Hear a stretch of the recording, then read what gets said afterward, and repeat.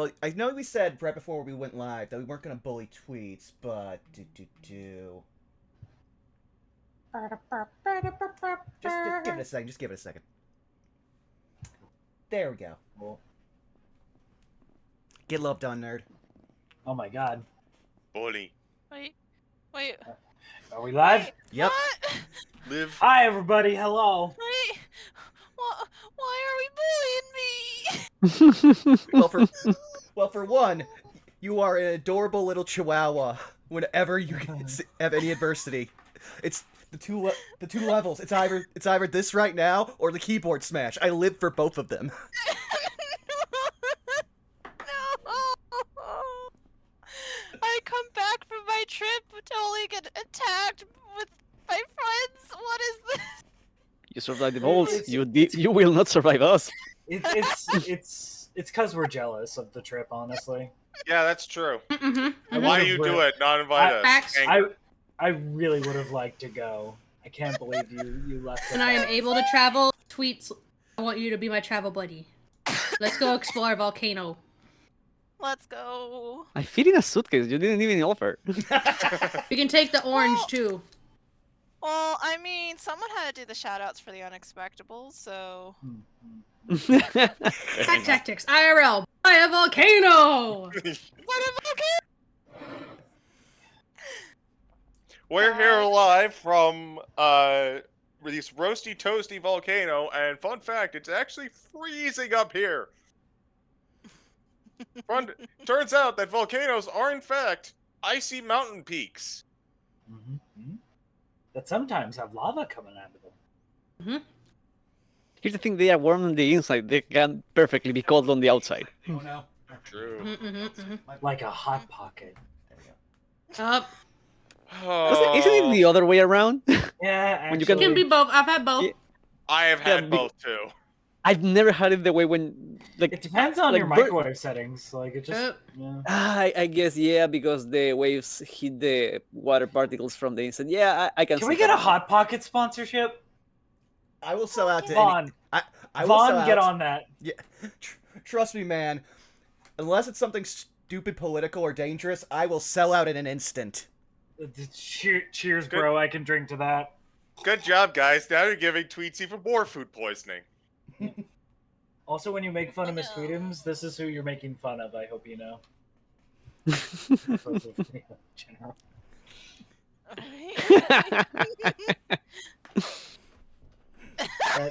That is who you're upsetting. Unfortunately, chat can't see. Yeah, ever since Discord changed how they feature like links and certain other stuff, I now can't even put any of the like tweets doodles in the side. No. Unfortunate. Which means now you actually have to tweet them, which is good. Oh, no. Just put them in a big compilation or something. Yeah. I'll Or post don't. at the end of the... Put them in roll 20. Well, Maybe that's I'll- the thing. We can't put them in Roll20 because they changed how they format them, and if it doesn't end in a JPEG file, it won't actually show in Roll20 unless you upload it normally. God, Roll20 is held together with duct tape, spit, and a dream. They did. Listen, You forgot Spite. Yeah. Spite is very much a component. I will say that it's flawed. They still have not fixed the music bud after like 4 years or so.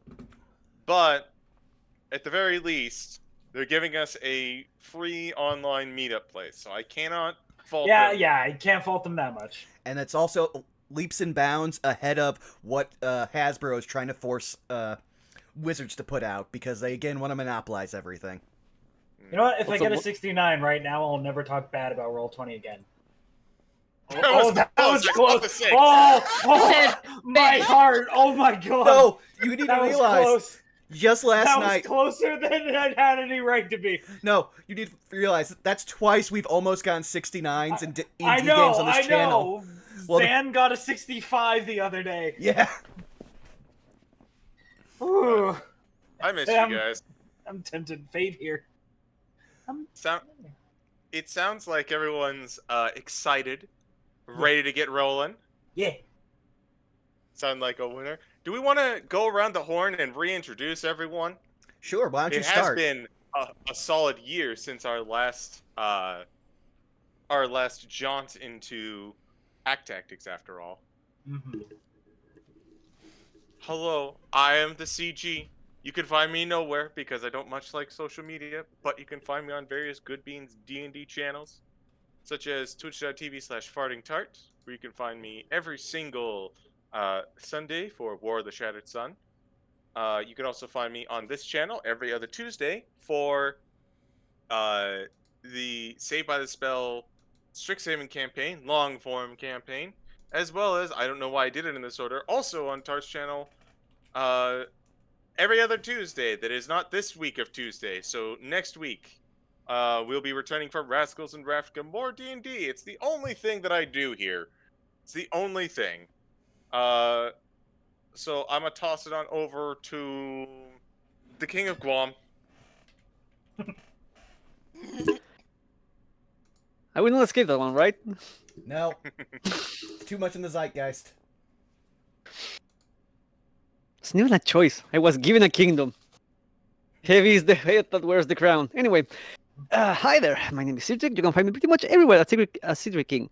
Everywhere being Blue Sky, Twitter, Tumblr. Not Instagram because they suspended me and I don't know fucking why. Wait, what? You got suspended Yep. from where? Instagram. I barely post anything there, but I'm suspended. How?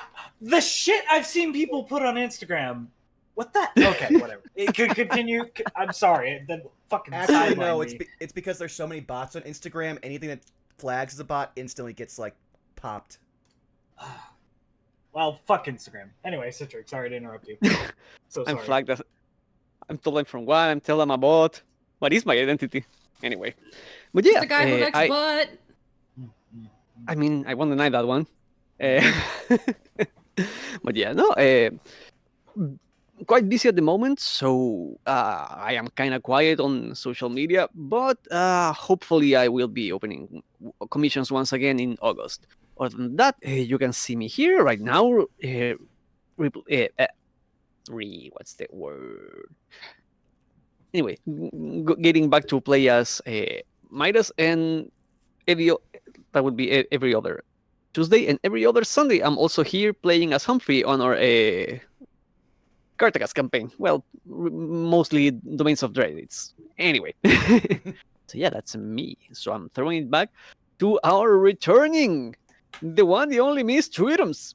Oh shit. Oh shit. Oh fuck. Oh shit. Hi. When I'm not dying from exhaustion from a very long trip, you can find me over at Twitter at Miss Tweetums, where I sometimes post or occasionally repost memes. My commissions are open. Yeah, if you're interested. If not, totally fine. I understand. You definitely want to save your money for Citrix commissions. I know I am. Anyways, or you got Therapod. Their commissions are also crispy and crunchy, delicious to eat. Nom nom nom nom nom nom. No, I need that.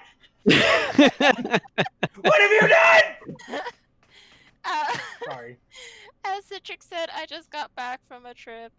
You can catch me around the Unexpectables on Wednesdays and Saturdays, being a mod. If you ever need help with anything. But yeah, I'm gonna go back to quickly dying from exhaustion real quick. I'm gonna softly toss this over to Punk. Oh shit. Hi, my name's Punk. Your dog. I play Lucifer, your favorite little mangy, do-gooder sometimes. Mostly just a little scamp. You all can find me on Blue Sky, Twitter, mostly Blue Sky, Instagram, sometimes TikTok. I do D&D with CG and others every Sunday. I do Bears of the Torch with Sean and them every other Wednesday. And then I'm here. Hello. Who hasn't gone? There hasn't gone yet. Arrow? Yep. Hey, I'll pick up the hot Toss it. potato. Whoa, hot potato.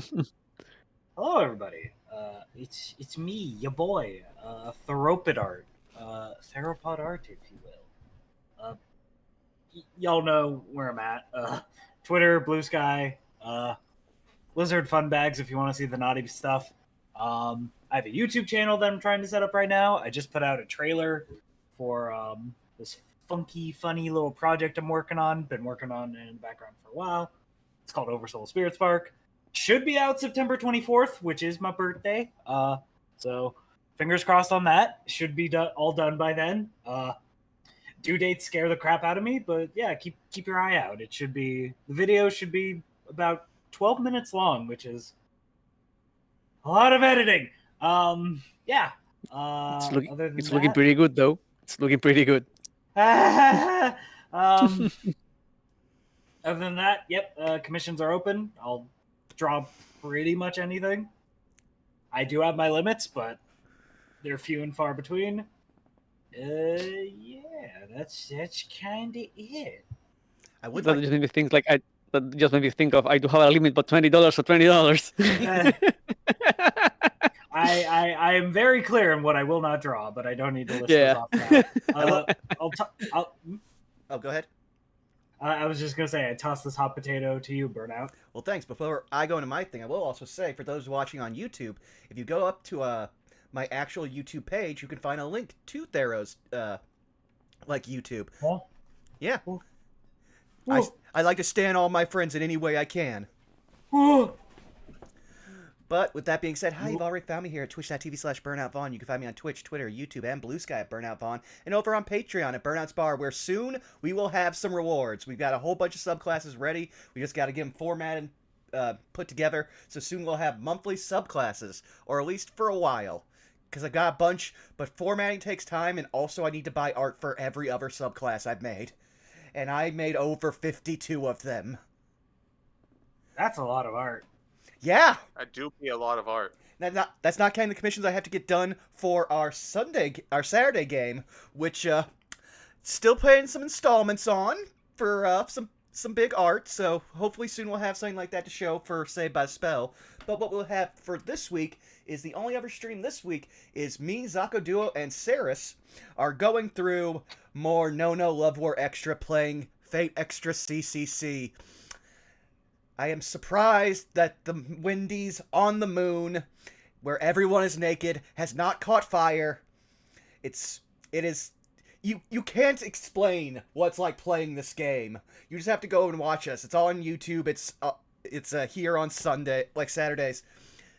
Trust me, this is like one of the last Fate games Nasu actually worked on, and it shows. It is so uncomfortably weird, so extra. But it's a fun time. But with that said, it's now time for us to shield one more friend who's not here with us, but does a lot of work with this channel, as I'm going to... Who died? What? Who died? Who's no longer with us? Oh my god. I said not... Don't you dare. Don't you put that evil on me. I just wanted to shield my good friend Wiley, who does all our music. Yes, Don't you- Wiley Don't is you put Willie. that no evil longer- on me. Wiley is Willie, no longer ex-Wiley Willie. Oh, true. Yeah. He Well, changed his username? Yeah, finally got an opening for it. Oh, nice. Yep. And as also, if you want to check out this theme song afterwards, again, I also linked to his page on my YouTube channel. We stand all the homies. But now, for the first time in a year, let's listen to the Pact Tactics theme.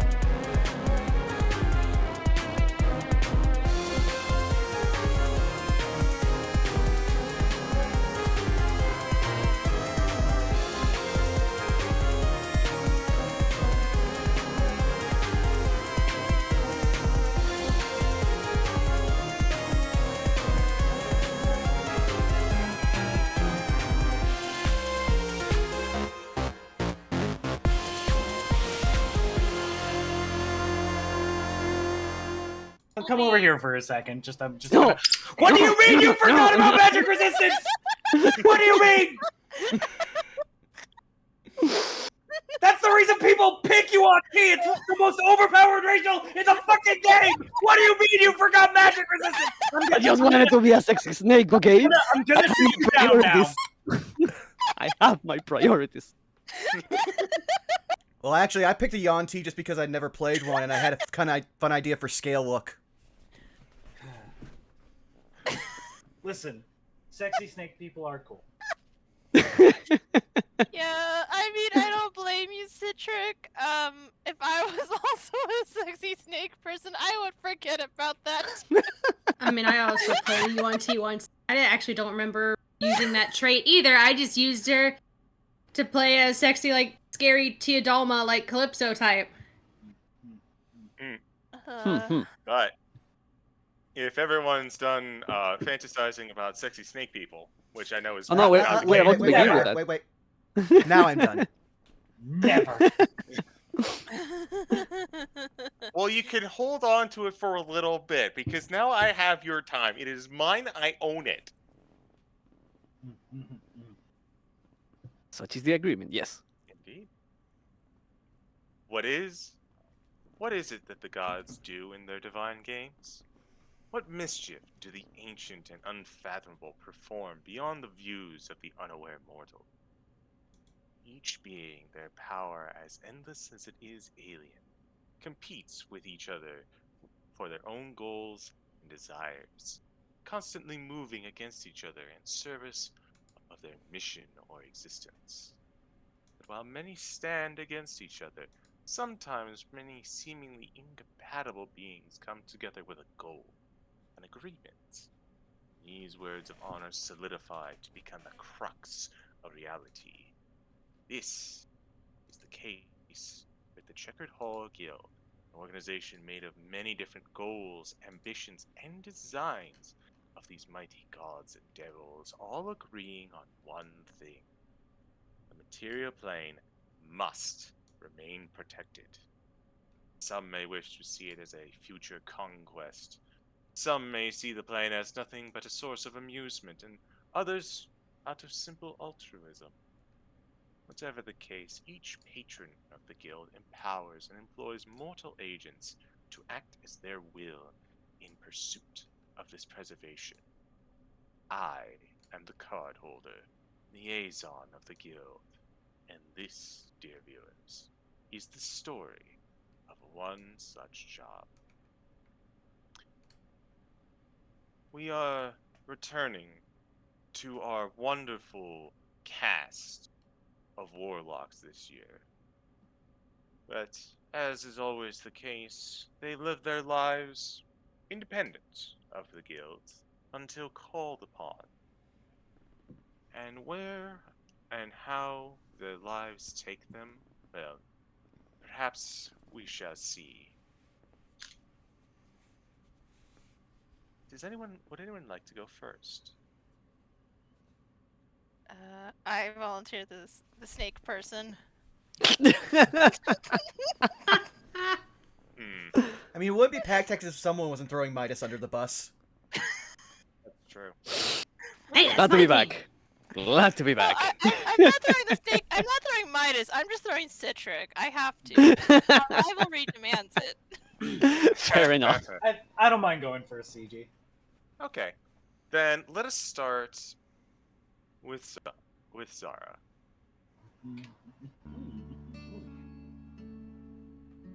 Our scene opens on a sleepy tavern.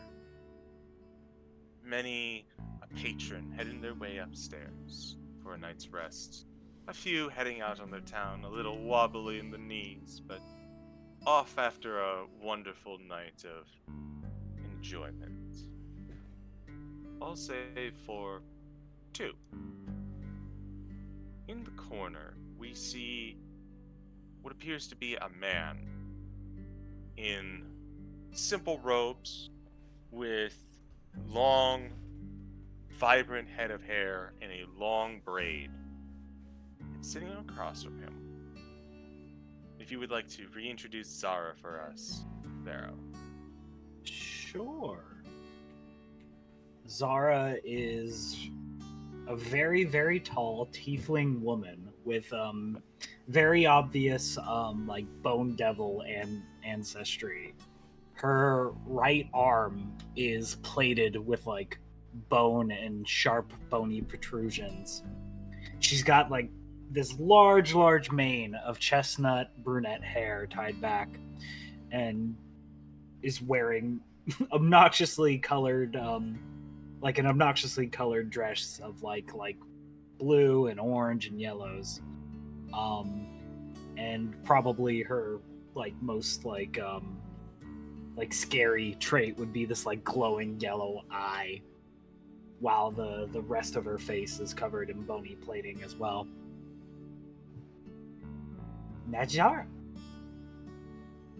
As you are sitting across from this man, he looks to you and says, I'm sorry I haven't been in contact for a while, but it's still good to see you again. You would know this individual as Saul Vandenplit, a former an adventurer and associate of yours, one that you've traveled with for a fair amount of time. Okay. Saul. I'll just write down Saul. Yes, it has been some time. How's the family doing? Well, my many brothers are still hard at work with their training, but they still write to me every now and then. Truth be told, I haven't been able to write them back nearly as much as I'd like, but in our pursuits, it doesn't seem like everything needs to be discussed, as you know. Oh, that's how you spell it. It's not right at all.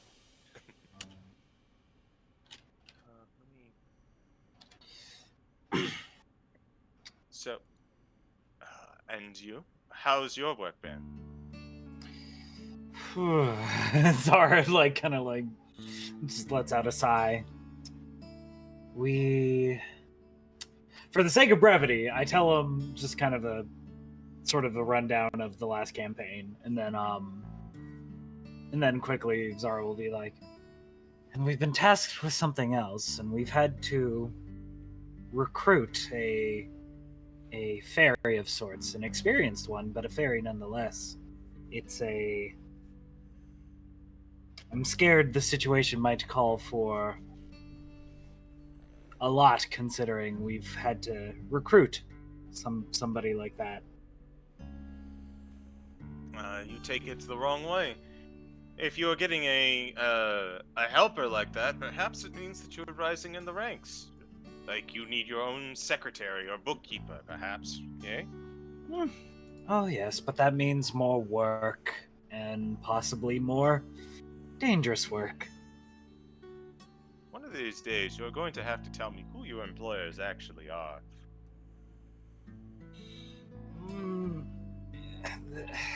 They're really selective about who they make pacts with.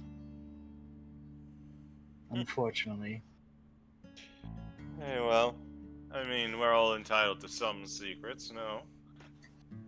And Just imagining Zara signing an NDA with a fucking celestial or something.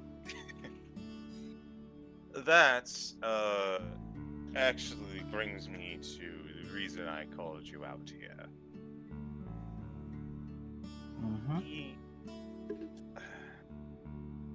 I know that you were hopeful, but we have not any idea of where your husband is.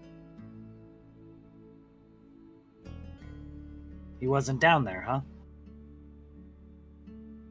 Well, I just heard rumors that he was in the area, so if you couldn't find any evidence of him, you did your best. no, I mean, I'm afraid I've been keeping something from you. Zara raises an eyebrow. He reaches into his robe, which seems to be taut against his lithe yet muscular physique. You are aware that Saul Vanderblit is a monk by trade. Ooh. And he pulls out what appears to be a small sheet of paper, and he hands it to you. Is there any wax seal or anything, or? It seems to be, honestly, it looks like it would, the way it's crumpled, it looks like it was kind of fished out of the garbage. It wasn't, but it's heavily crumpled. Yeah, it's... Alright, this better be good, as she kind of gently unfurls it. There's only 3 sentences on the piece of paper. I am fine. Don't look for me. Tell Zara I am on pilgrimage.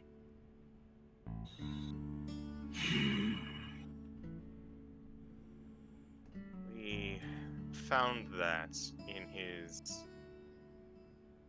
his room when we were resting one night. Apparently, there were signs of a struggle. It looked like a hill giant had headbutted the wall. We did our best to track him down despite everything. And for a while, we kept him true to his word. But I'm unable to keep this promise to him any longer. I'm just as concerned as you are.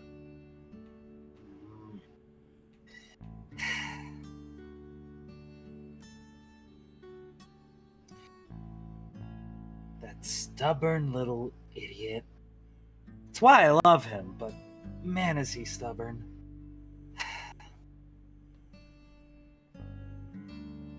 Honestly, I'm amazed that he is even able to slip away in the dead of night. His armor was gone and everything. It's really one of his stronger points that he undersells. He's deceptive like that. He doesn't boast what he can do, and he shows it off when you least expect it.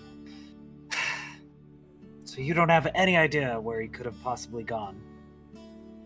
Not a one, but Waylon is still on it. You remember Waylon as the other member of your party, a halfling ranger, beastmaster. Well, if anybody could find him, it's Waylon.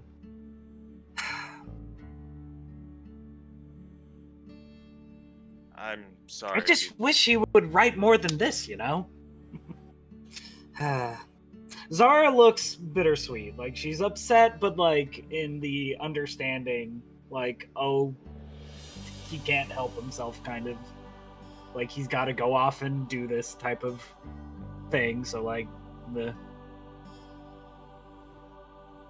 I'm glad that you're so understanding. I was... Oh, trust me.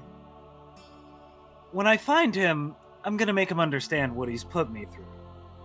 I shouldn't take that out on you. And she'll, like, gently pat him with, like, the claw, like on the back, kind of putting in perspective, like, the damage that she could possibly do. Yeah, he's got that, you know that full mouth grimace, like, with all the teeth showing? It's like, yep. When I find him, I'm gonna give him the biggest earful imaginable, but I just want him to be safe. We're looking into it, Zara. And I appreciate you. Can I, like, slide him some money? If you'd like.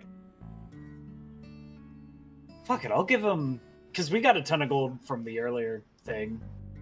I'll slide him 250 gold. Ooh. He looks down and he looks up for a second, and then he looks like he's about to say something in rejection, but then he kind of like... I insist. As he... Zara will stand up. I insist. No, he looks at it and then he sees you about to say, he's like, you know what? I'm not going to say no.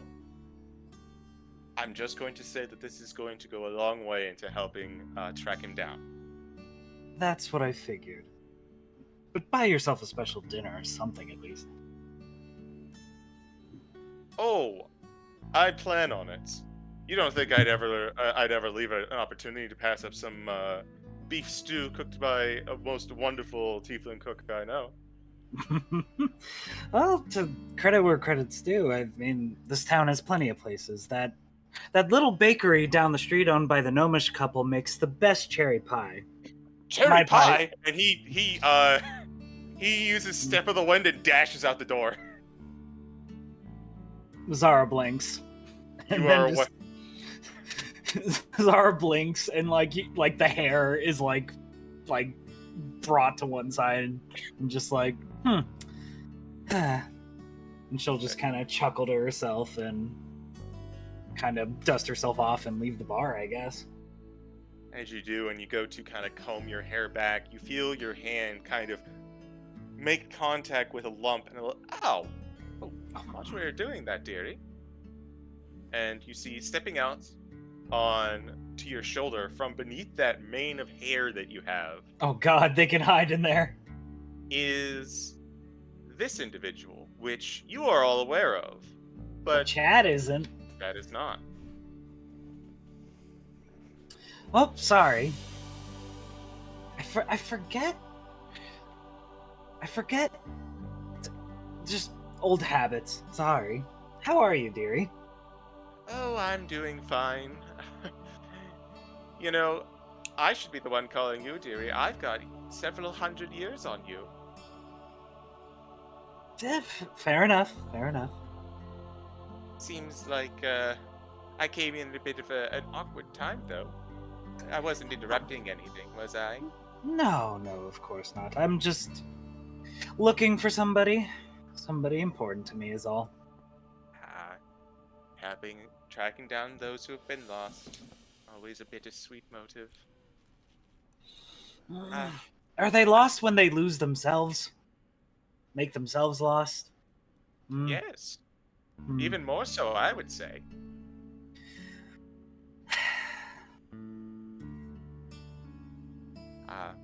But I'm afraid I have to tear you away from your investigations for the moment. You are being summoned.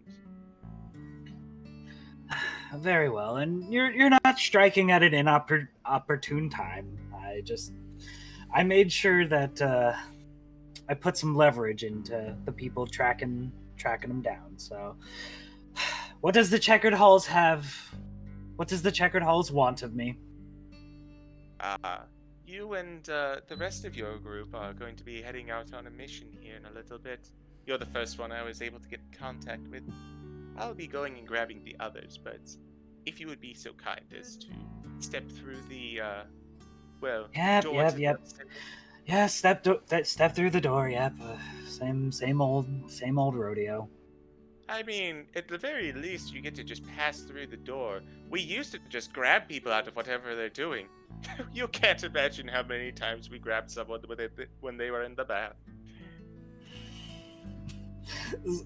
Zara does the like Excalibur face for a second, and then just fly quick and true, Kalari. As Zara will just bow and go through the Checkered Halls door. And I believe if that is fine with you, we can kind of wait to someone else. Of course. Thank you. Who would like to go? Or shall I roll? I'll go next. Alright then.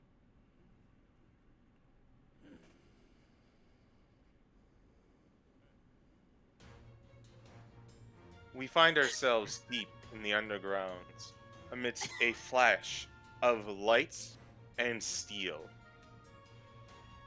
The scene is set as Claw and Bite rally against a deep pearlescent shield wielded by what appears to be holy warrior, as it stares down the face of what can only be described as an ancient horror, one with many snakes for hair and many a glaring look, as they go in biting and chewing at the celestial figure. Celestial figure raises their shield in defiance and deference, and then grabbing the gorgonic figure before them, puts their face into the shield, forcing them to see their own reflection. And in an instant, they are turned to stone, falling over and crumbling. And as soon as the scene is over, a little bit off the ways, in the back, from behind a rock, Miss Tweedums, if you would like to reintroduce Calliope. Of course. You see, probably trying her best not to quiver. A very small half elf with red wine hair. That's sort of a I cannot talk. I apologize, Calliope. She has short hair that kind of bounces with a little beret on top. She wears a rather pink, sailor-esque dress with puffy sleeves on her arms. As her bright pink eyes are trying their best to not completely close and collapse out of exhaustion. She probably takes a deep sigh and is like, oh my gosh, that was too close. Deep breaths, deep breaths. We made it through. She'll go from behind the rock and go to her celestial summoning. The celestial looks to you as if anticipating a sentence or a command. Good work there. Oh god, I forgot his name. What name did I give you? I think it was Bob. This is not the same one, actually. Oh, it's not? As this one looks to you, and it says, Thank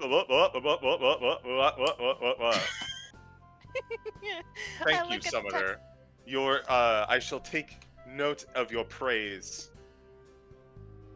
Yep, she looks at the text box and is just like, oh, I didn't get a chance to give you a name this time, since you're new. Let's go with... You look like... You look like a Jeff. Thank you, Jeff, for all your hard work. That was You're welcome. that was a doozy. Blah, blah, blah, blah, blah, blah, blah, blah, blah, blah. And it says, I am most honored to have served you, but I must ask, is it Jeff or Geoff? Yes. Oh my god. Let's go. Geff. My name's Jeff. My name's Jeff. My name's Jeff. You sure it's not GIF? Oh my god. That's the cursed one. Stop. Jeffrey interface format. Blah, blah, blah, blah, blah, blah, blah. Do you require need in the continuation of this ritual? If not, I shall stand by in case more danger is apparent. Calliope is gonna look around her surroundings real quick. So, roll me a perception check. First roll of getting back, baby. Let's go. First roll, perception. That is a 22. Not bad. Fortunately, it seems like there was no lasting damage to the underground shrine that you found. You remember, you look around at the somewhat dilapidated marble columns and the small altar that seems to be flanked by the two of them. You remember that the Checkered Hall had sent you out on assignments to this locale hearing that this shrine to someone you don't know quite exactly, but you could find out perhaps, had been infested by some sort of territorial monster that was desecrating the place. A minor issue, but one that is no less dangerous. Okay, I guess just stand by for now, just in case something else comes to attack. But I'm gonna make sure this altar is okay and do like maybe a sweep around before we report. Good work again, Jeff.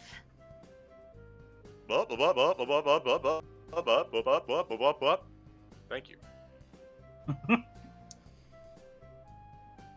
And Calliope will do one more sweep around the area to make sure that there are no like other creatures or any other signs of like infestation. No need to roll. It seems like the Medusa was the main problem here, which makes sense. They're very powerful monsters and problems in and of themselves. But it seems that this individual Medusa was quite annoyed with the shrine and had defaced it a fair bit. You notice that the main idol that stands center at this altar has been damaged slightly. You can see the altar itself, strange as it seems, it seems to be dedicated to a large, like, crystal, but it's made of stone rather than actual crystal. Very odd. You can also go ahead and read who it is honoring if you are so inclined.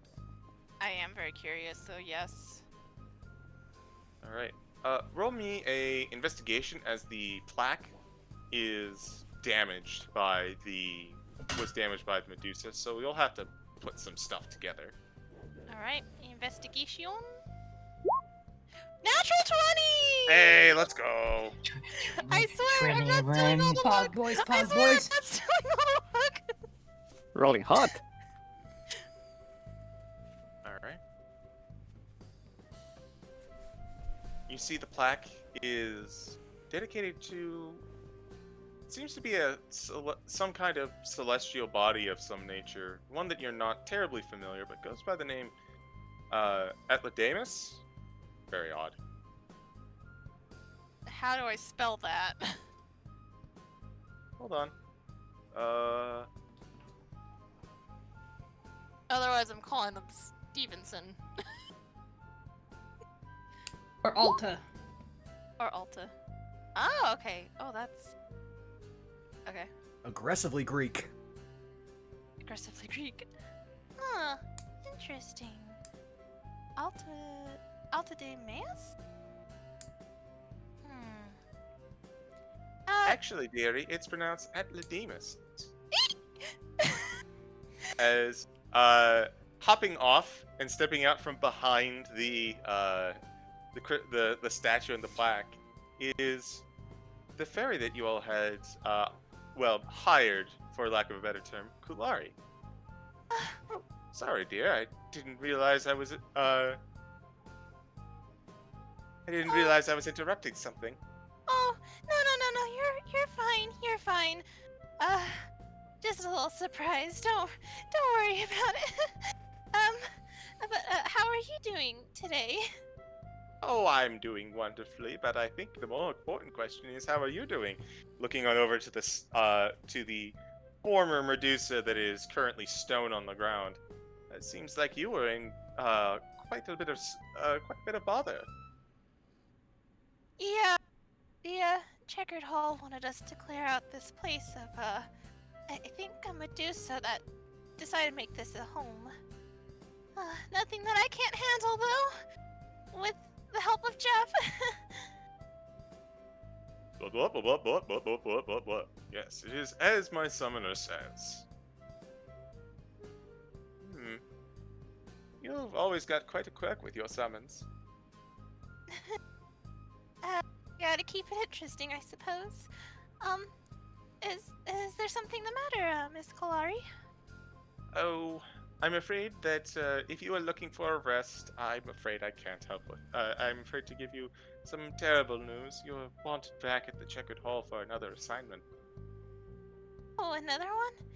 Mhm. Well, Don't worry. This one won't be.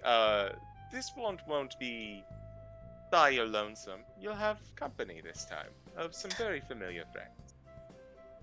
Calliope immediately, like, beams at that, like, wait, I get to see everybody again? Indeed. Oh, not that I'm complaining about the work I've been getting. It's just, I really miss my friends. Well, dear, don't worry too much about it, as you'll get to see them shortly. Would you, if you'd be so kind as to step through the cave entrance in the back? Oh, I of believe course. Actually, before we go, she looks at the damaged stuff and then back to Kalari. Do you think I should take this with me to the Checkered Halls? Maybe they can repair it? Oh, don't worry. We have people at the hall to take care of that.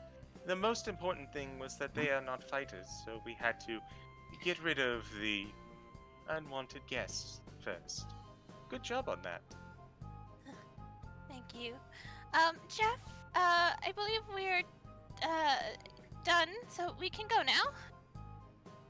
Because she has a bad habit of not desummoning her summons until the time is up, so she's just gonna have Jeff follow her through the door as well. It gives like a one-arm salute and steps in line behind you as you walk through the door appearing at the cave entrance. And Yep. make Also- your way out of the shrine that you were in. Also tweets way to Yeah. prove what I posted in general, right? Tweetums, I just want to say, really, really good name. Really, really good choice of name. Best name. Thank you. First Thank you for name that. that came to mind. Mhm. And then after I said it, I was like, wait a second. Oops. I might be a bit biased. Who would like to go next? Or shall I roll? I think it's fun when you roll. Yeah, same here. Mm-hmm. Alright. So we got I'll roll a d4 and Or d6 divided by 2. oh, that'll work. Let's see. I just have to pick my numbers here. Let's see.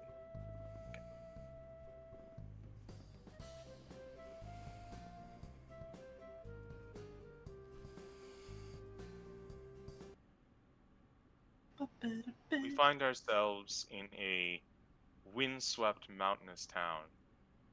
A lot of flickering lights, turning in for the end of the day. Except there is one place, well known for keeping the lights on 24/7, at least when it is occupied.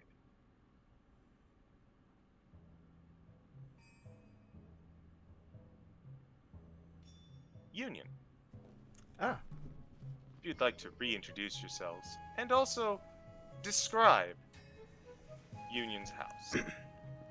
Well, Union doesn't actually have a house. Union basically just, whenever they came back from a mission, would just pay for a room at, like, the local inn, and they would just keep paying day in and day out until it basically just became a rent-to-own situation for that room, and because Union also is pretty much almost always just doing random odd jobs around the town, they're just kind of accepted as just, like, a handyman, or just, like, a good friend for a favor. Ah, but who is Union?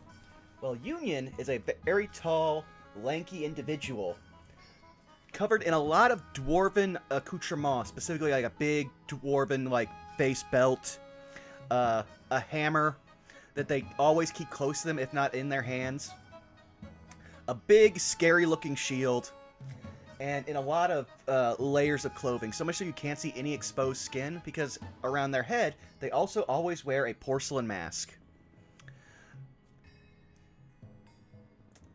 I think that's about it. As you find yourself at the end of a day of helping out everyone, you enter back into the lodgings that you are accustomed to.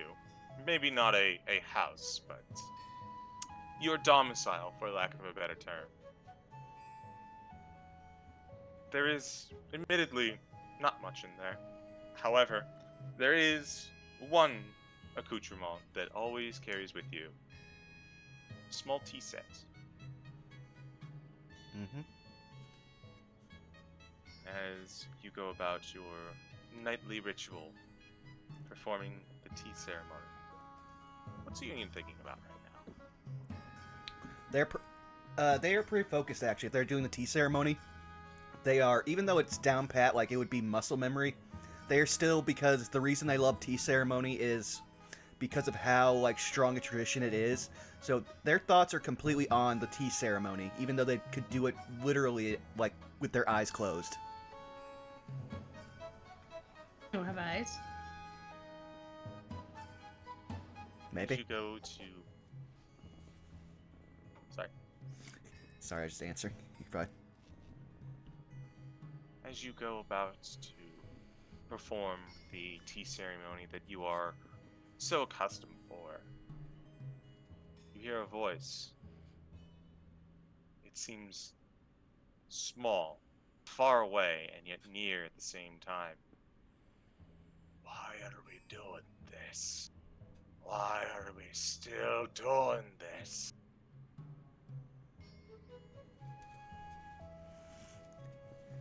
Does the voice sound familiar? It sounds familiar and alien, like something you've heard 1,000 times and yet a face that you've greeted before. All at once, it is everything and nothing. Well then, how far through the tea ceremony is Union? Because a typical tea ceremony will take about 3 to 4 minutes, I want to say. At the end of the 4th minute, Okay. close to the end of it. Then Union will finish by doing the proper turning of the cup in a direction towards the imaginary recipient. And then they will reach down and bring their hammer and they will touch it to their mask.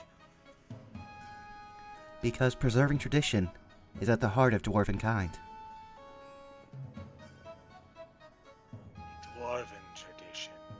This is not dwarven. This is just tradition outside of the clans.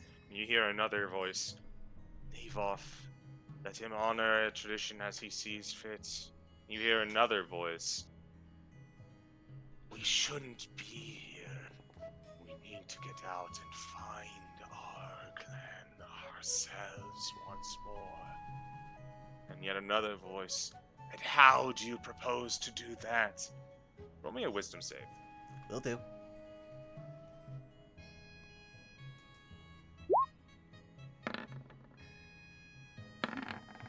15? This is not something that you are wholly unfamiliar with. As the particular union you have with these voices, part the pun, makes it so that every once in a while there's dissent. Multiple voices, each sharing an opinion, each wanting you to do something, each one wanting some impact on themselves and life. You are able to keep your sense of self as this honestly shouting and rambling begins to grow louder and louder in your own mind. Union will try to reach out to the other voices because there's many generations with inside their hammer, and some from the same generation, even just because of how the weapon was passed down. And they will do their best to just try to send out a wave of just asking for unity and calm. Persuasion check with advantage. Okie dokie. Do persuasion.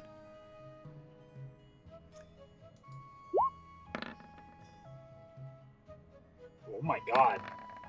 Another nat 20, baby. Really hope there's no combat this session.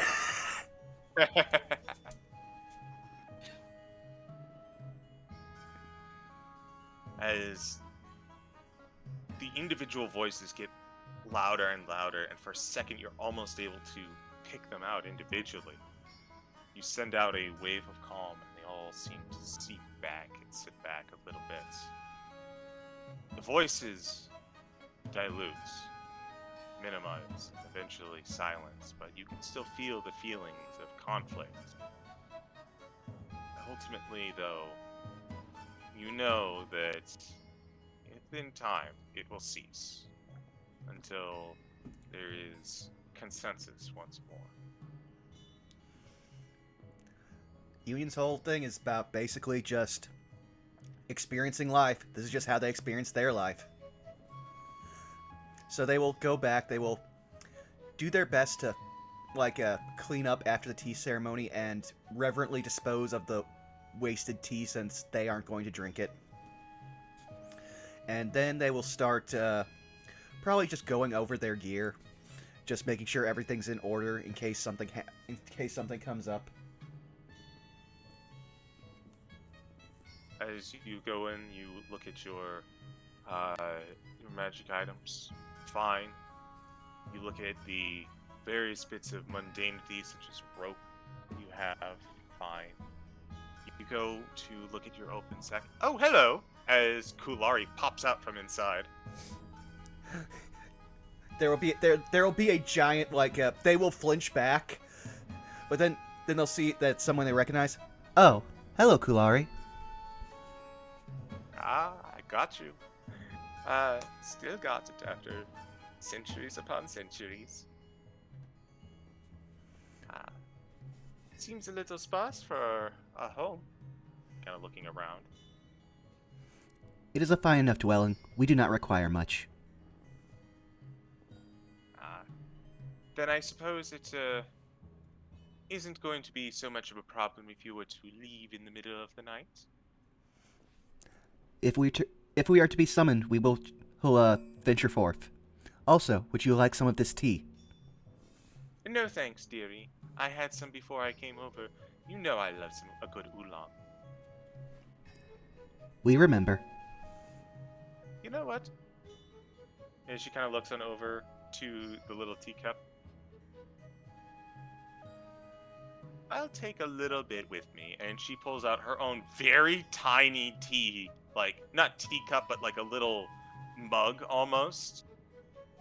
Maybe something to share with my next person to grab. And she will scoop out a tiny bit from your teacup, put it in her mug, and say, "All right then, if you would like to proceed through the door to this room, we'll see you at the meeting hall." Union will give just a polite bow before following them.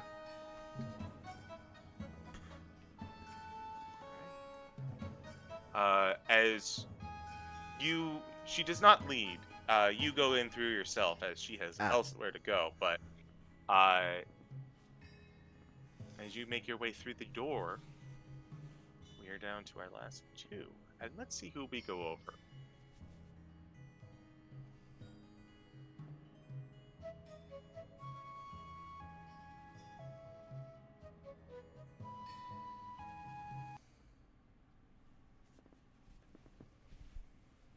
Where are you? Looking for a song. We go from a dark and snowy, cozy little town to a vibrant, bustling, and burning city. The air is full of soot. The streets are full of people. The sky is not a sky, and in fact seems to be a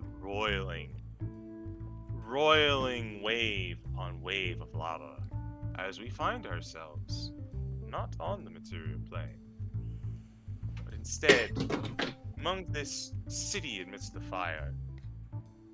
We find ourselves in a tiny, almost indescript little den where we find a deal going down, helmed by one Midas. If you'd like to reintroduce yourself. I'd love to.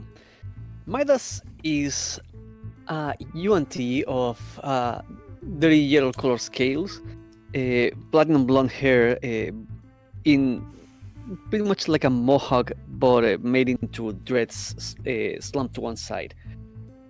He seems to have an aversion to wearing any kind of shirts, but he does wear a very big, like a very big coat with the inner lining of displacer beast fur, which has a very like like iridescent property to it. Other than that, he's wearing some very loose pants and some nice leather boots and leather gloves that go from his fingers all the way to his shoulders. As you are sitting in this almost strangely dark den, especially given your current location, you find yourself in front of what appears to be a small table. Currently sitting in front on one side, and on the other side, almost wrapped in smoke, a figure. Hard to make out behind all of it. It seems you see the flaring of some kind of fire. You have the payments. Do you have the goods?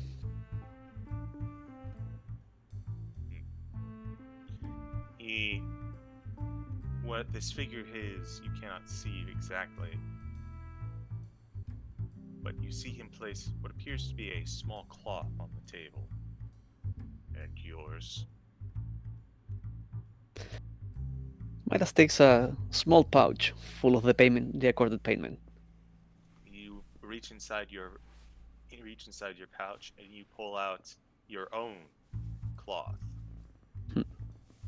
Place it upon the table.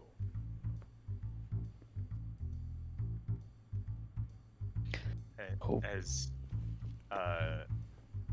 as this figure begins to lean down, peer through, you see glowing eyes through the smoke. Not 2, not 10, but a grand total of 14. As one head leans down, face of your contact. Nefriti, by the name of Tajir,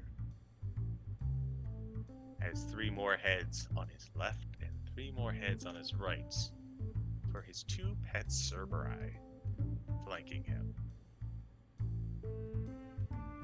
You know that I am always good for business, and he flips on over the small piece of paper to reveal a hole on the insides. Go on, inspect at your leisure. Midas will gently drag the pouch on the other side of the table towards him and look inside. You look inside and you see what appears to be a mirror, and another one, and another one. What appears to be 100 finely made silver hand mirrors.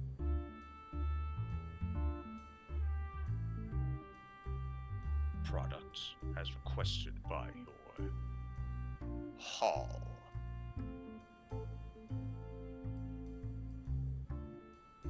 High Remember- quality. You remember that this was, in fact, this was the payment that you were looking for, the products that you were getting from this individual.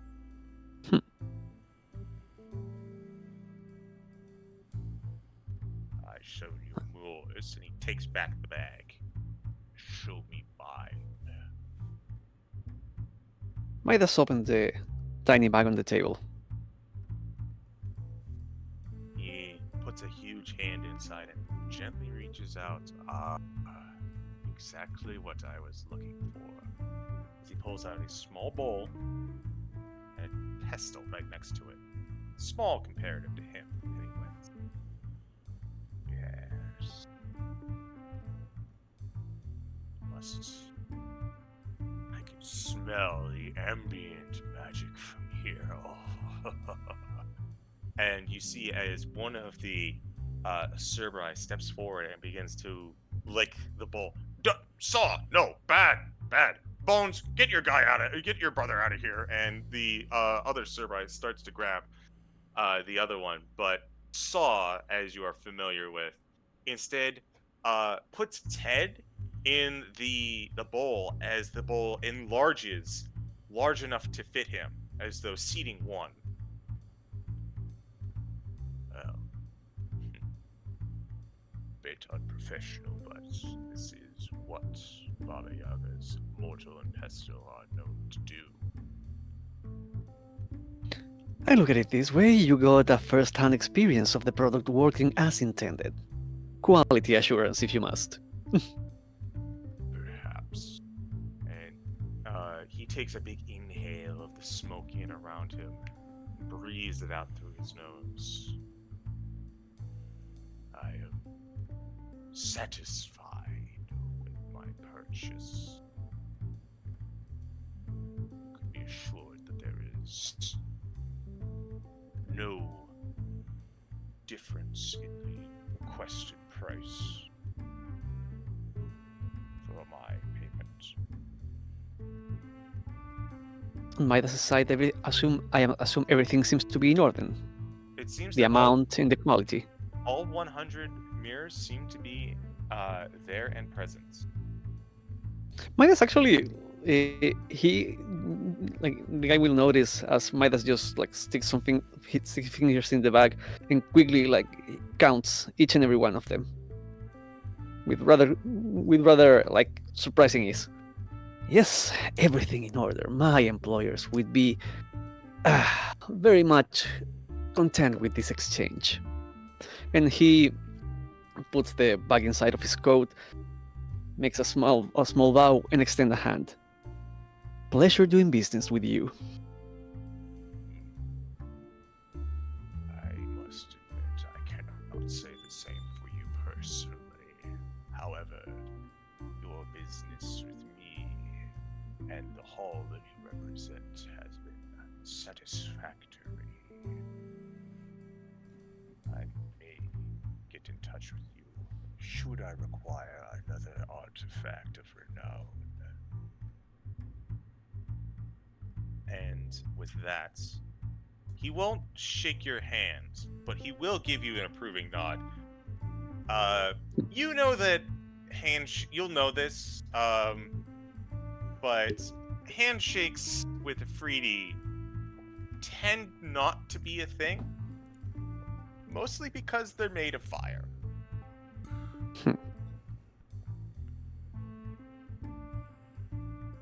Nevertheless, Midas is one to mess around with people and see the reaction.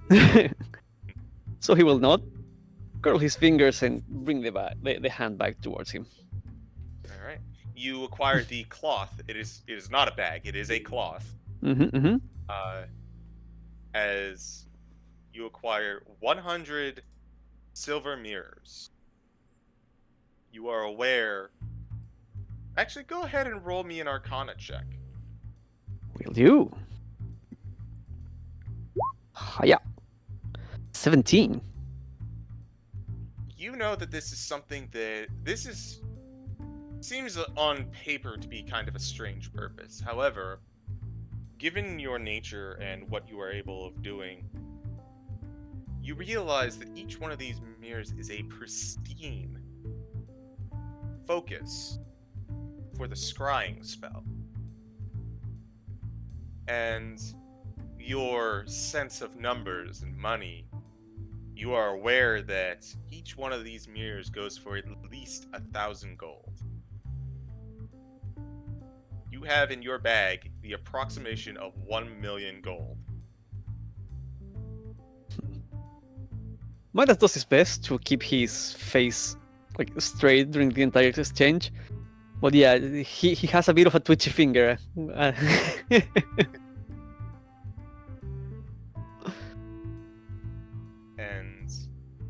he looks on over to you. I would suggest that you leave before curfew. The guards are not so magnanimous as I, and they're always looking for fresh meat to serve. I appreciate the concern, and yes, I do well of taking good care of myself. Until the next time we see, because I have a feeling we might do again. Come back if you have the payments. And he takes another inhale of the smoke around him as the Samurai both bark at you. But ultimately, you are free to leave. Midas will take the cloth and make sure it's secure under his arm and well covered by the hanging coat. And take to the streets, aiming towards either the place he's taking residence for the trip, or the nearest exit if that is the plan. As you head on out to the street, you start making your way towards the planar portal that brought you here. And as you are making your way, the hustle and bustle is loud and a little cacophonous. Go ahead and roll me a perception check. Will do. Hiya. That's a 12. Hey! Hey! Midas! Hello? Midas stops dead on his tracks and slowly looks around. Whoa, watch where you're whipping that head. You almost hit me with your hair. As Kulari is perched on your shoulder. Why, hello there. Sorry, Didn't expect to dearie. see you here. I've been trying to get your attention for the past 5 minutes, but it is so loud in this bazaar. It is a bustling city. That is to be expected. What brings you to my, I hope, comfortable shoulder? I'm afraid nothing is comfortable in this place. Look, and she pulls out a mug. All the tea got dried up. The Union's going to be quite disappointed. I don't know about that. Kind of hard to put a finger on their emotions. To answer your question, I'm afraid that there's not a lot of downtime between this assignment and the previous and your next. Is there ever? You're not wrong. We need a few hands on deck, and you are just one such those hands. As luck has it, I was on my way back to the hall anyway. Deliver a package. Not a fan to being an errand boy, but certainly beats having to risk my ass. Tell me you're not coming here to tell me to risk my ass again. She kind of looks to the left. Of course! Well, I mean,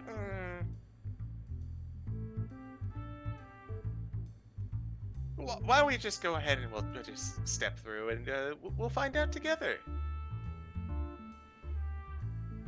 Like I have any choices. Fine. You coming with me then?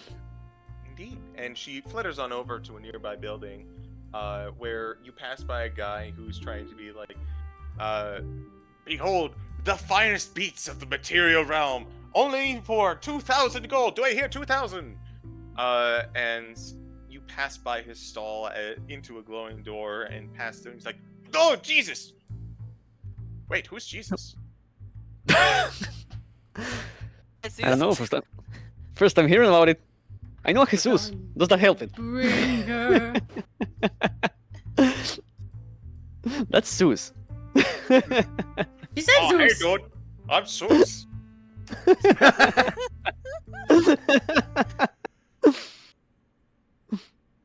But that leaves one last individual. As we cut to thriving, bustling city with a top of mansion in a lavish section of it. As we zoom in on what appears to be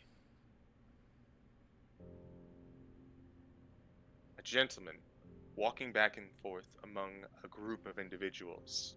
An orcish gentleman, with a monocle.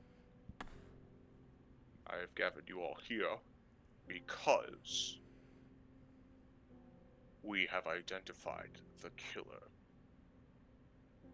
Just an audible gasp from the room, taking into account time, window, and the most crucial piece, motive.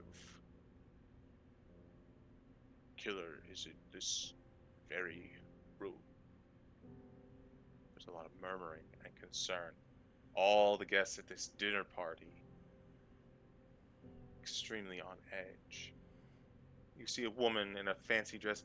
Who? Who could have possibly done such a thing? I'm afraid that it was in fact the victim's own brother, Ferdinand Plume. And he points to a very small tabaxi individual. Hey, Lucy, could you go and introduce yourself?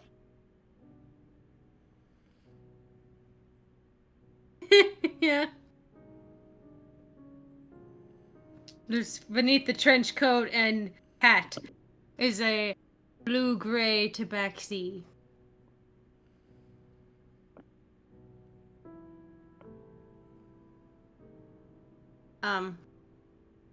As he looks up underneath the brim, one eye is golden and the other is blue.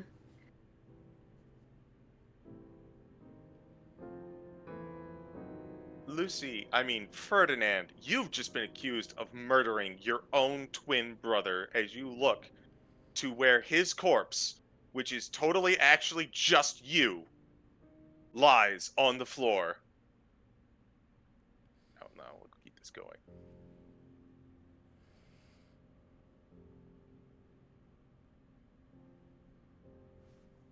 It all made sense once we learned about the secret dealing that you and your brother had been cavorting with the local baron. Manfred von Beslier is not exactly the most discerning individual, and he would only pay for the finest in high quality appraisers, which is where offices of Lucius and Ferdinand Plume came into play for his precious jewel collection. Jewel, And more. nothing. Only jewel in anyone's eye was his wife. That's who you had the eye on. That's who you smell like. Can I use prestidigitation to make this person's wife perfume smell come from him? Or is rather a rich. I'm afraid I'm not married. Just looking at the Dead body can't speak. What? Dead body. So, Brother had a mistress. you go and you cast prestidigitation on the dead body of you lying on the floor. Me, no, the accuser. Oh, on the orc.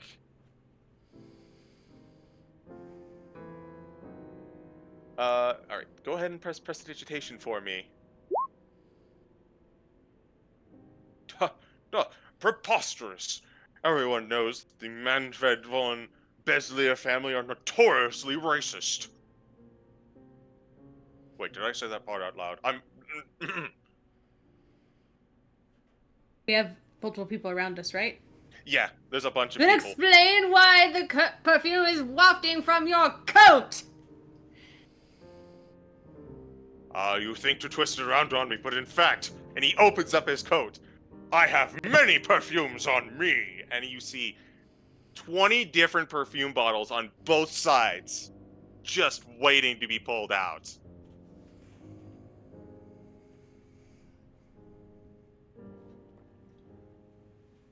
Go ahead and roll me a perception check while he's making this display. Oh, I have advantage on those. Yes, you do. 12. That's okay. Everyone else is distracted, so it's pretty easy. Actually, let me double check. Yeah.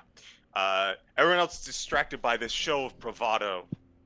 But Lucy, you have your attention elsewhere on the ever important window to the outside of the manor.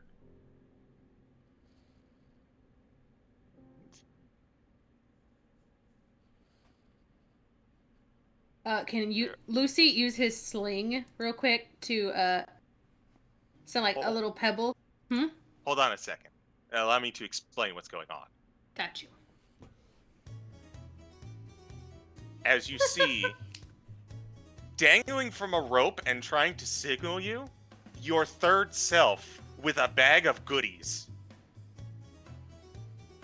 And he's just kind of like waving at you, just kind of making gesture motions. It's time to go motions. Yeah.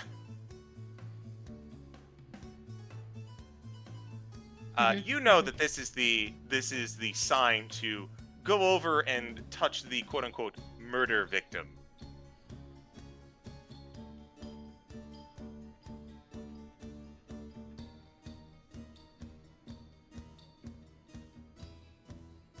It is with a heavy heart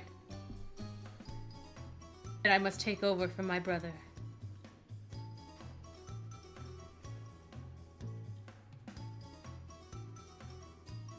Family cannot stand alone.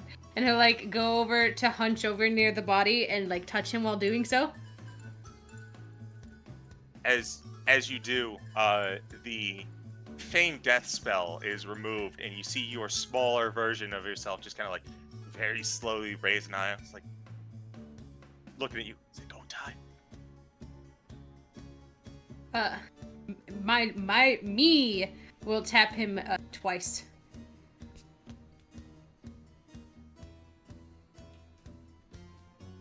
Or actually 3 times. 1, 2, 3. All right. As the signal is given, And Lucifer, and then he'll turn around and then whip out his sling and shoot a pebble at one of the bottles.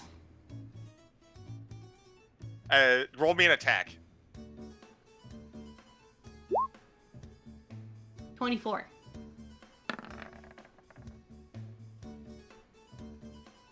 As you pull out the sling, you make contact with the wine bottle. Everyone looks over in that direction, especially the owner, Manfred von Besley, who looks over and goes, "No, not the Chateau 1944!"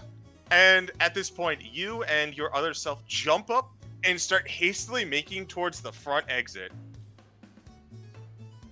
And you see as the investigators, "What? Get back here!"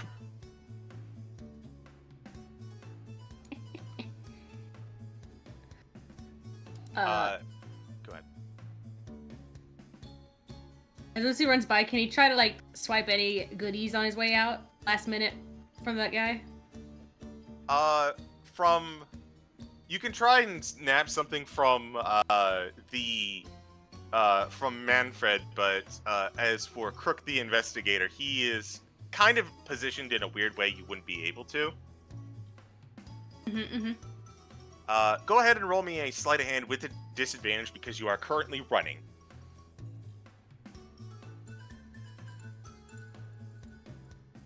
Wait, what now? I'm sorry. Sleight of hand with disadvantage. 10.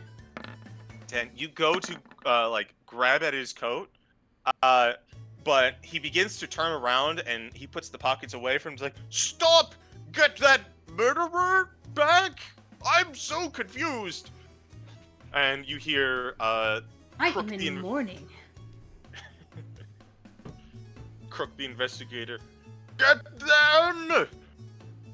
As a almost cartoonish little posse of well-to-do socialites attempt to run after you in their stuffy and non-aerodynamic clothes, but you and your other two selves absolutely outspeed the lot of them.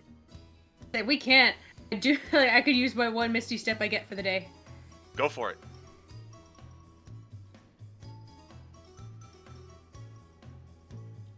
I guess once I'm together again.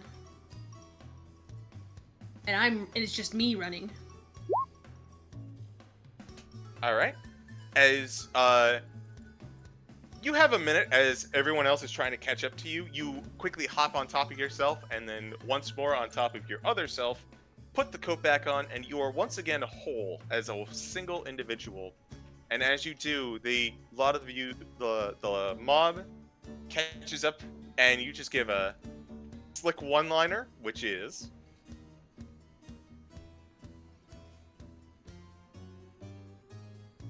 Fuck, you put me on the spot. I don't know if I got one. Hold on.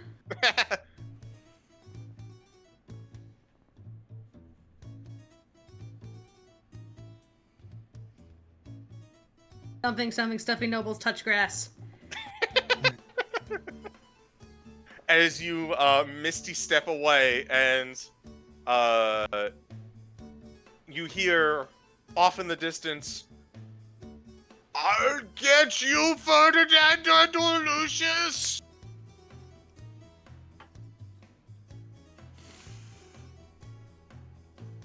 But they are in back view mirror.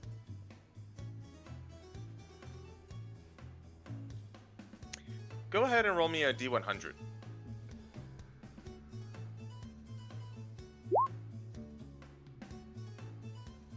Oh, I thought I got a 9. 66.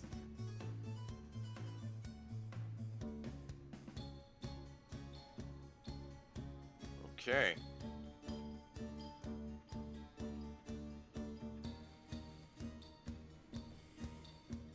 As you open up the bag with your spoils, you see that your other self was pretty good at it. Not the best, but pretty decent at what they acquired.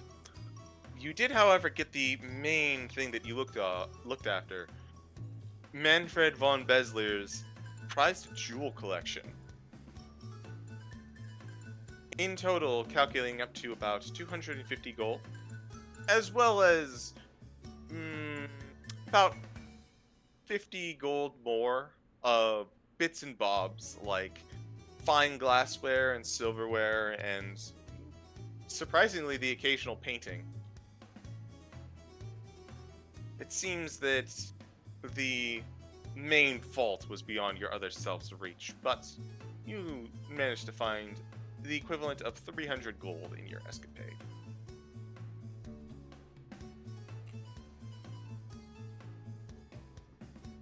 Nice. This is dinner for a while.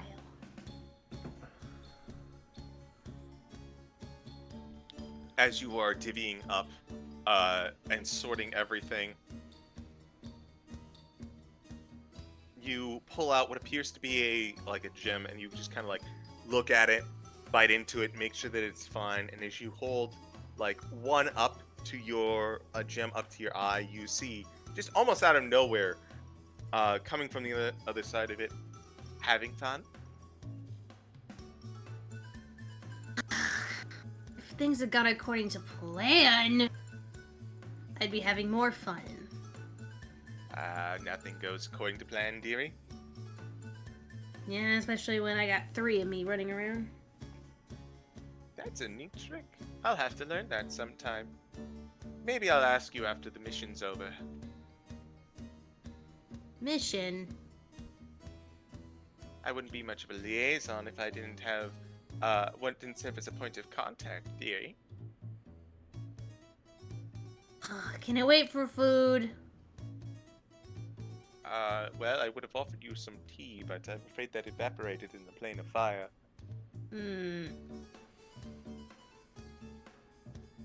Thank you. What's up, Kulari? We are gathering every one of your team together. Seems we have a major mission. While you're getting briefed, I'll see about picking up some pot stickers. How does that sound? Perfect. And as you are currently sitting on a rooftop looking through everything, you see a window on the other side of the on the building across the way open up, which unfortunately does not have a it doesn't actually have ground leading into it. And Kulari goes, "Oh shoot, cursed polter magic. You're gonna have to jump into that one."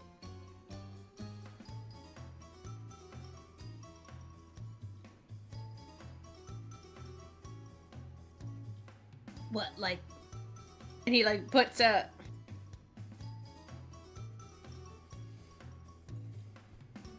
I don't know what to do. He just does prestidigitation like a poof. Like what? That? No, I think you're just going to have to jump through the window is all. Oh. Sure.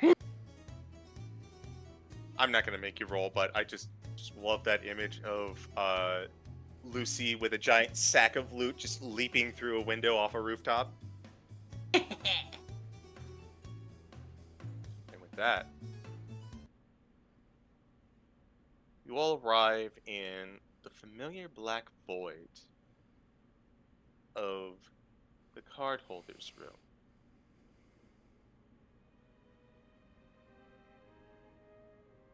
You are all appeared almost simultaneously, though for Kulari it had been a couple minutes as you each wander in through your various activity, shall we say.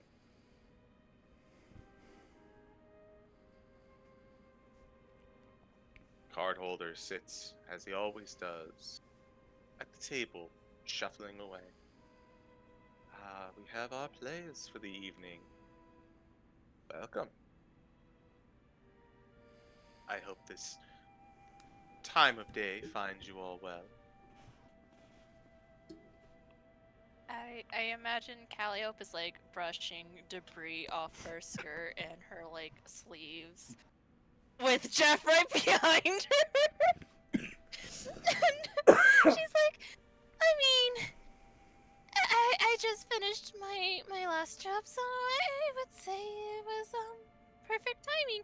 Also, hello everybody. She's beaming at everybody. She has a huge smile on her face. Maybe some bruises, but you know, it's nothing. It's nothing.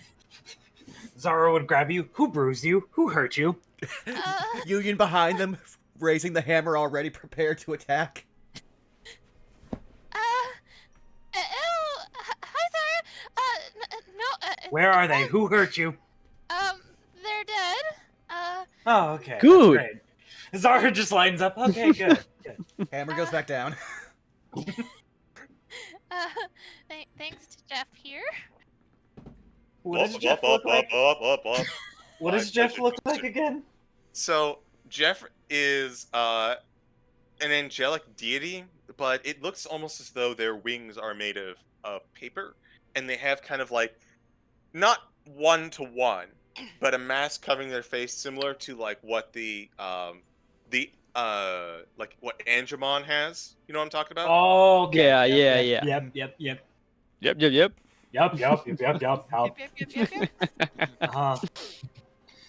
Wait a minute, I need to check something. Oh, damn it, Zara doesn't. Do I not get to speak Celestial as a Celestial Warlock? I don't think they actually give you that. Yeah, no. They don't give me Celestial. Oh, that's. Lucy Death Dumb. doesn't. You get to have confusing management. Wonderful. Yeah. Anyway,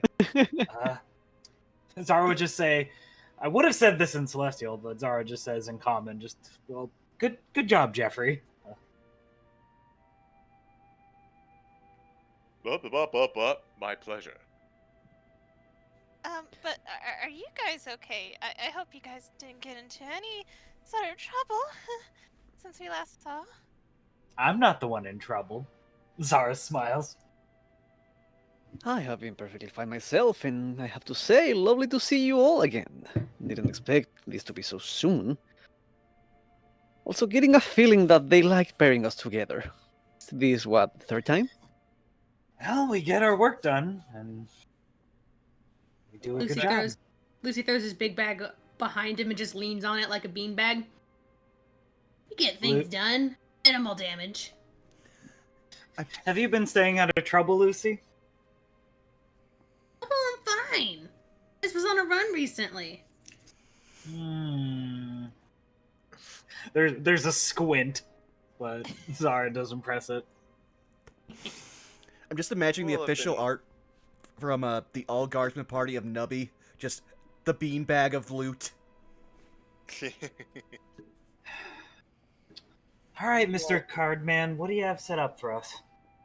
Before that is taken care of, I believe we interrupted two of you on a job. It seems that one of you was effective enough to have fully completed with nary a scratch, looking on over to Calliope.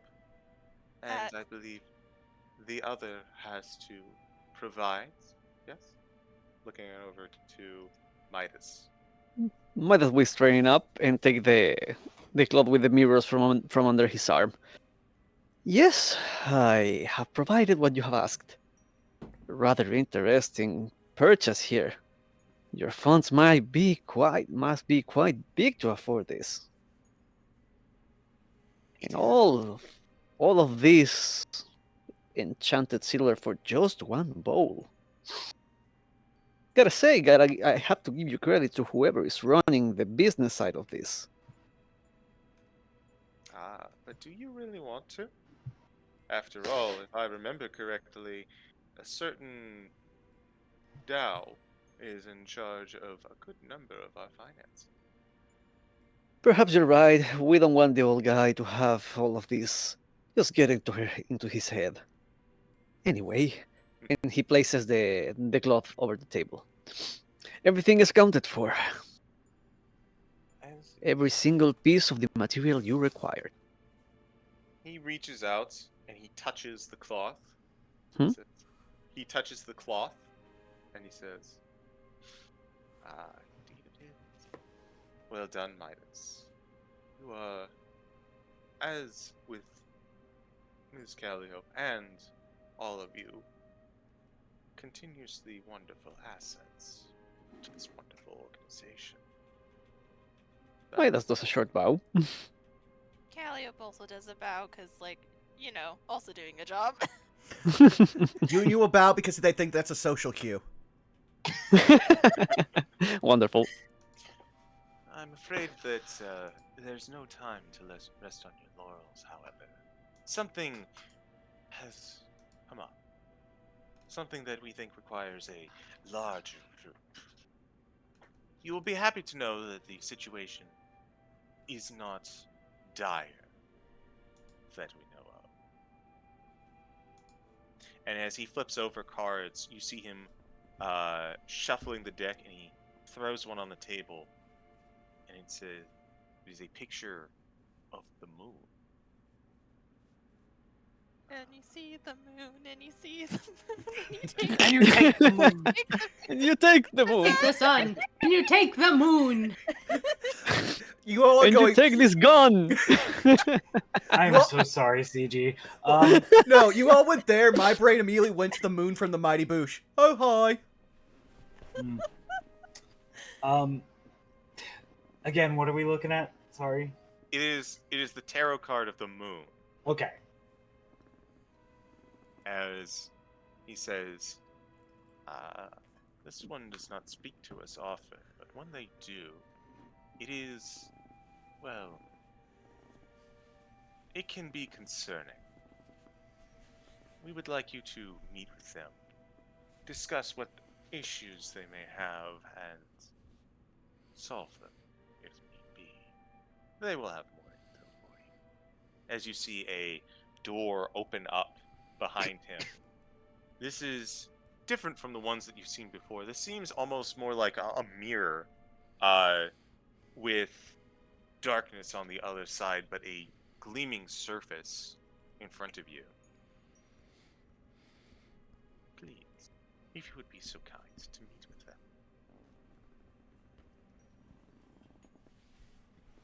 them. Very well, very well. Oh, and Ms. Zara, Hmm? a shame that you have not been able to come to a successful conclusion on your current endeavor. Do know that, for price, you may have use of our own resources, should you choose.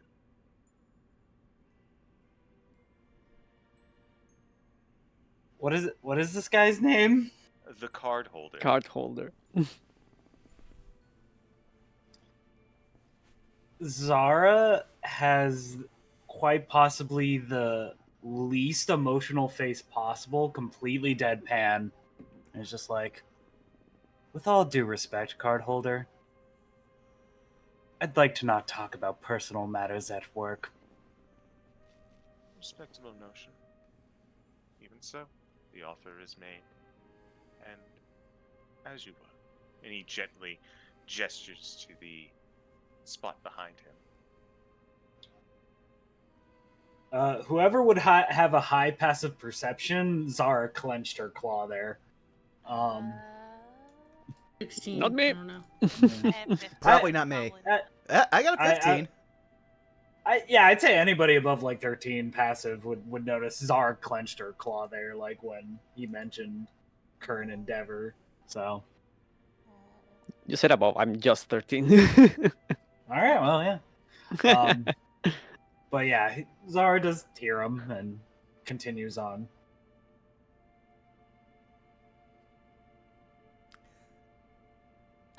I will say Calliope will wait until everyone else goes through because she does want to ask the card holder a question before they go.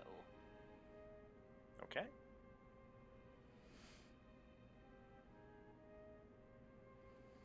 Assuming everybody goes through the mirror Yeah, door, right? Right? Yeah. Yeah. She'll look at the card holder and just look at him and just be like, question. Who is Al Aladium Demas? I cannot pronounce names. Atlademus. They are a contributor for this fine guild. A perhaps, shall we say, altruistic sort. You all have been quite lucky that you have been aiding those of the more morally high-standing persuasion, but that is not my story to tell entirely. It would be better to simply say that they are a contributor to this fine establishment, and that if you wish to learn more, well, you can always ask others. Well, I hope their stuff gets fixed soon. I tried my best to, not do a lot of damage. Your efforts were noted. Ms. Kulari has been informative of your effectiveness as of late. As Let's- long as you guys are okay with it, and, my, friend, and she glances up, then it's all good.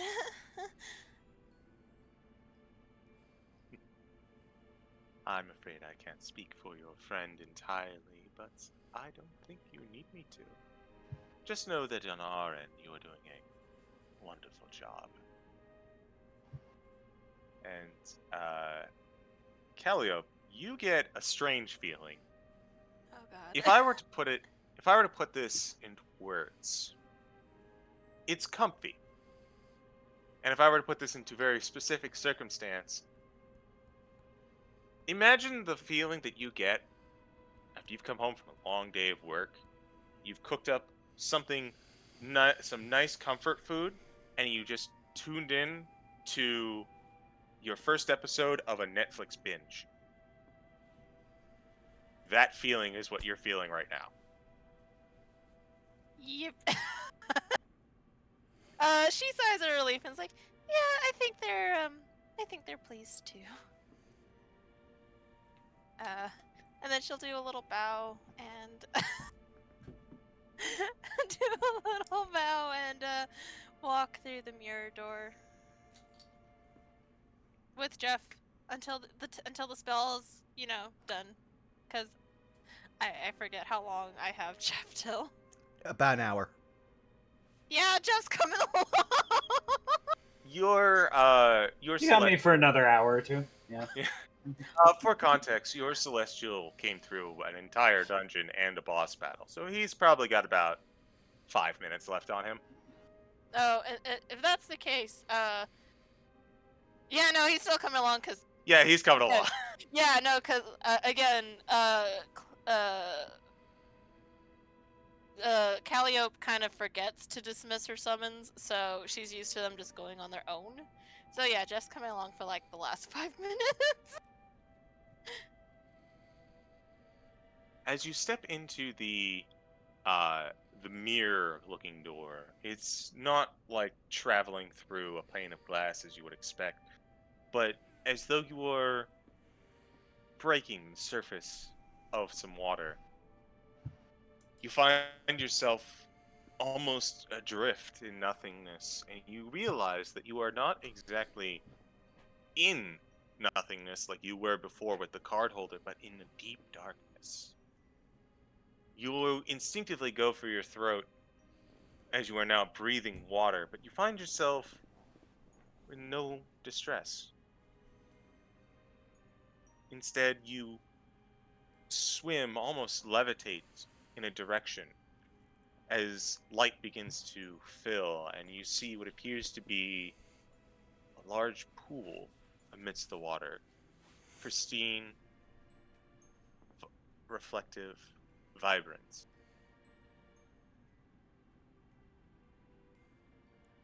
I like to approach this. Oh, sorry. Go ahead. Just No, gonna go say, ahead. I like to imagine everyone does like a quick go for the throat motion because they're underwater. Union sees all this and immediately copies it despite not having to breathe. As you begin to approach, you hear a voice through the water. It says, are you liaisons from the guild? I'm using that word a lot today. Are you envoys from the guild? That would be us. You see what appears to be a woman, deeply blue-colored, almost float out. She's wearing what appears to be a pink, like a deep pink and light blue dress that goes down to about her knees, as well as one of those cross tops. I don't know how else to describe it. I got you. Yeah, one of those cross tops, as well as long, flowing blue hair that seems impossible to tell where the water begins and the hair ends.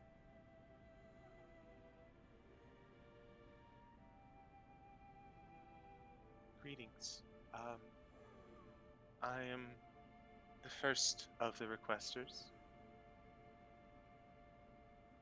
I am somewhere in the DM's notes as he's looking for you. Don't worry, I got this. Well, I'm Zara. This is Lucy. This is Calliope. This is Union. And this is Midas. Hello. Pleasure to nice make your meet you. acquaintance. Bows.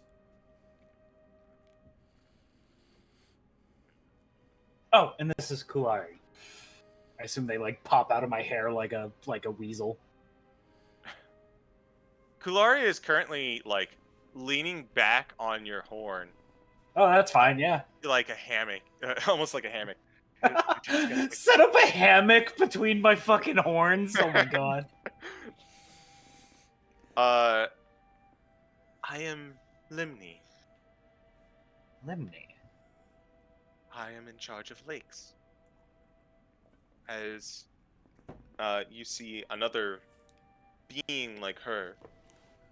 This one is thin and tall and almost a little lanky. I am Neroon of Rivers. And then you see another one. This one is Corpus, to say the least. Rather plump and short. And she swims out as well. I am Muhiti of Oceans. We are the moon coven of the waters. Huh. We find ourselves in quite an illustrious presence. Pray Hey. tell, No, go ahead. pray tell, why would such beings need of us? Illustrious. Ha! You hear coming from Muhiti. Hush, sister. My sisters and I have a little bit of a concern. Calliope, Yes. you've actually met these individuals before on a job. Oh, wait, which one? All three. Oh shit! Yeah, you've were one of they have requested the guild services before, and you were a part of that job.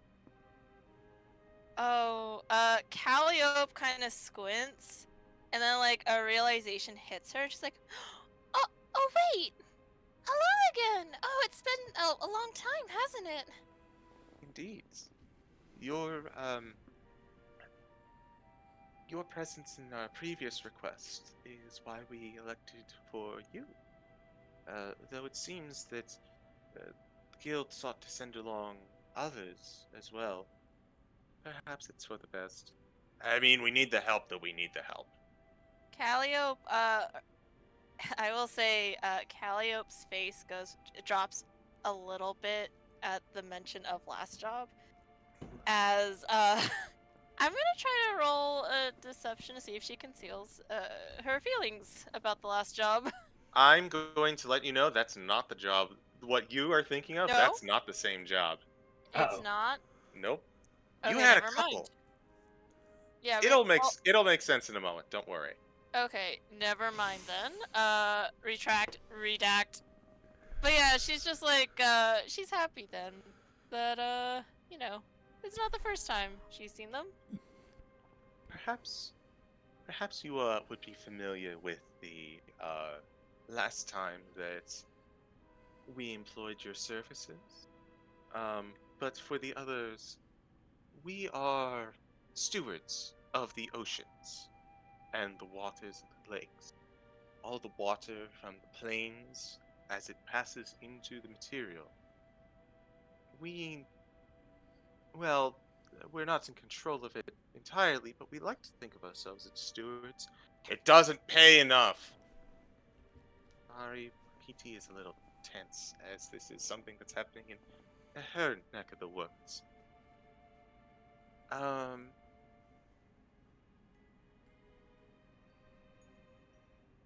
So,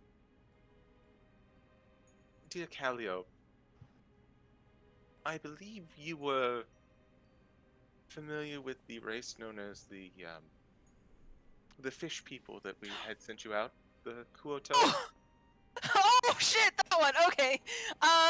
Calliope ponders for a little bit. And is like, oh yeah, I remember that. I still can't believe it took a lot of convincing, but I'm glad we were able to set the path straight. We still have trouble fitting in Klurgle into the pantheons. Yeah, I mean, it was that or something worse, but I'm glad Klur is, is, still, like, working, I suppose. Indeed. I hear that most children enjoy his presence once a year. I That's I don't blame them. I would too. Just waking up to find, presents and gifts, whatnot. Unfortunately, after the incidents, we became a bit more aware of the capabilities of these Kuotoa. We have,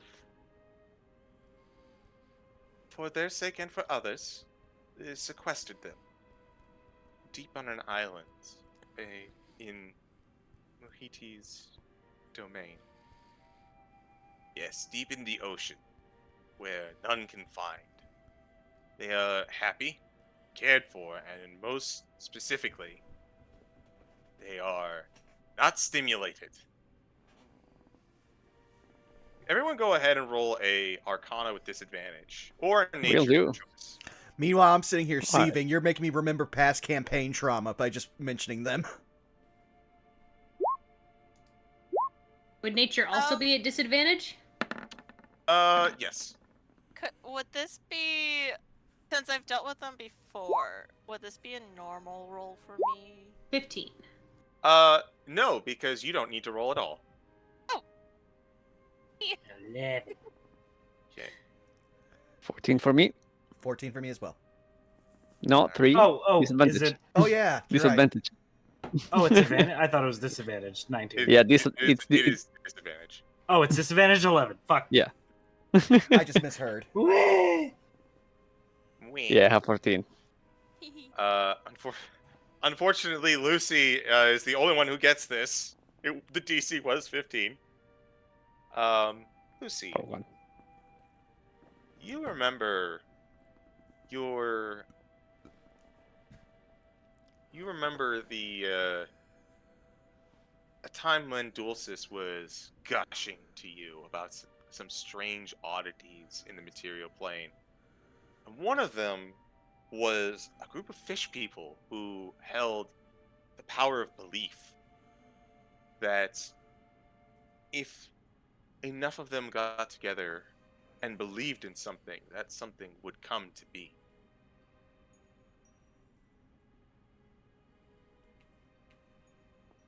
Oh my god. You gave a fish orcs. Yep. Orcs, if you will.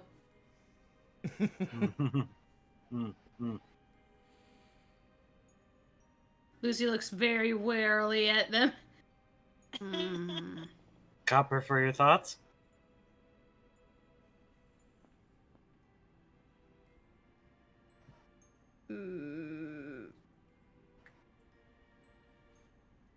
Worry. Yeah, it's a worrying kind of topic. Do you all not know of the Kutao? Have I heard about the Kuato at all? That was what the Arcana check was for. You have not. Then I have not. I'm afraid I haven't. No. Basically, it is how do I best describe it?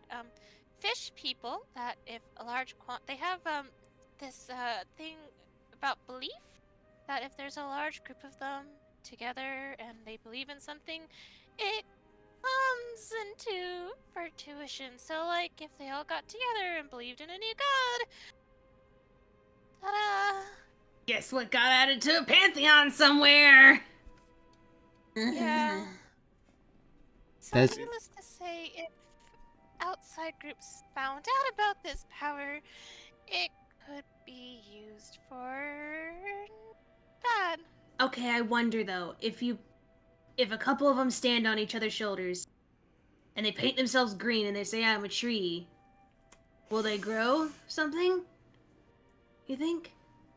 If they figured out what kind of tree to be, most likely. I'm a fruit tree. I'm a fruit tree. Or whatever the fuck they needed. I don't know. I'm sorry, there's a type of fish man that can do this? Indeed. This is existentially horrifying. We are aware. The Kuotoa are a rare,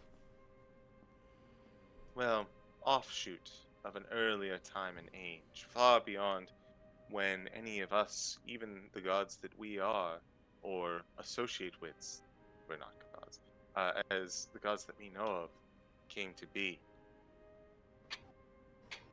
They are a dying race, for better, honestly, of all involved, but they are still sentient, alive, and deserve to live their lives.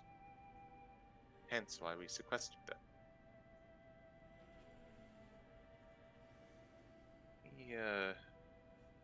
Well, perhaps you would be better to explain, Wahiti. With pleasure. Okay, so after your incident and the introduction of, I'm not going to say his fishy name, I'm just going to go with what he goes by, Great Kringle, into the Pantheon, we took it upon ourselves to isolate them on an island, seal it with divination magic, make sure that it can't be found by normal means. We also have a agent from the guild keeping tabs on them from afar, not interfering, but making sure that everything goes hunky-dory. And that agent has stopped reporting in. We would like you all to go in and check and make sure that everything's okay. If there is a problem, it's up to you guys to resolve it, okay? Mm-hmm. Understand. Understood. Very well. So just to make things clear, you want us to go against a group of things that can manifest gods, right? We would prefer if you don't actually interact with them at all. See, I like that much better. Lucy holds out his knife, his dagger, just like questioningly, like, Not yet, not yet. I'm saying, is this what you prefer if we do, or? Look, we'd really rather you not, especially because, we haven't had a lot of experience what happens if there's, like, a lot of killing with these guys. So, it could also end up very badly if that happens. The best bet is to leave them alone, if at all possible, and keep contact to a minimum. Oh lord, you just explained what would happen if the orcs made Slanesh, and I hate it.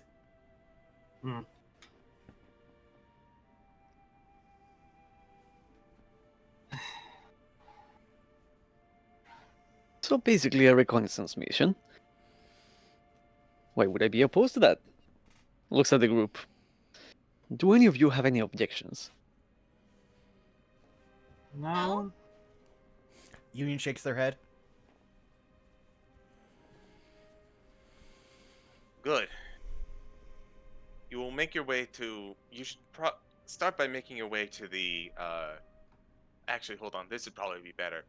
And she touches the pool in front of you. And you see, as it shifts into what appears to be a map of some sort. If you all look at your screen. Oh. Mhm. Man. Oh, this is fancy. Give me a second here. I gotta zoom out. Pretty. This is an approximate map as given to us by our contact last time we spoke.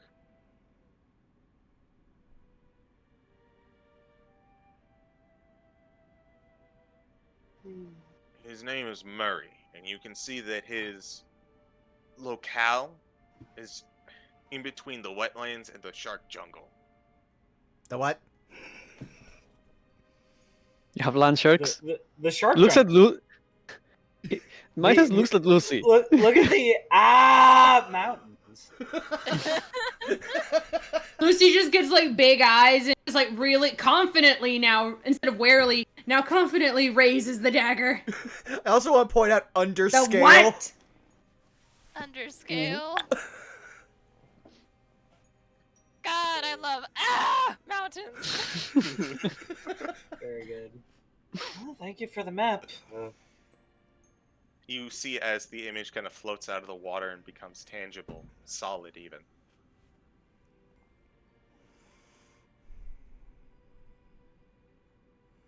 you would like to take it, it's all yours.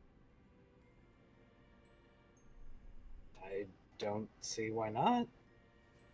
Yeah, I figured, but you know what the saying about assumptions make an ass out of you and me. Hmm, I understand. I understand. Thank you for this. Where to start? Where to start? Try to meet up with Murray. He's our So eyes go. on. Sorry. Yeah. So go to Murray's bungalow. Got it. He'll have more information for us, we hope.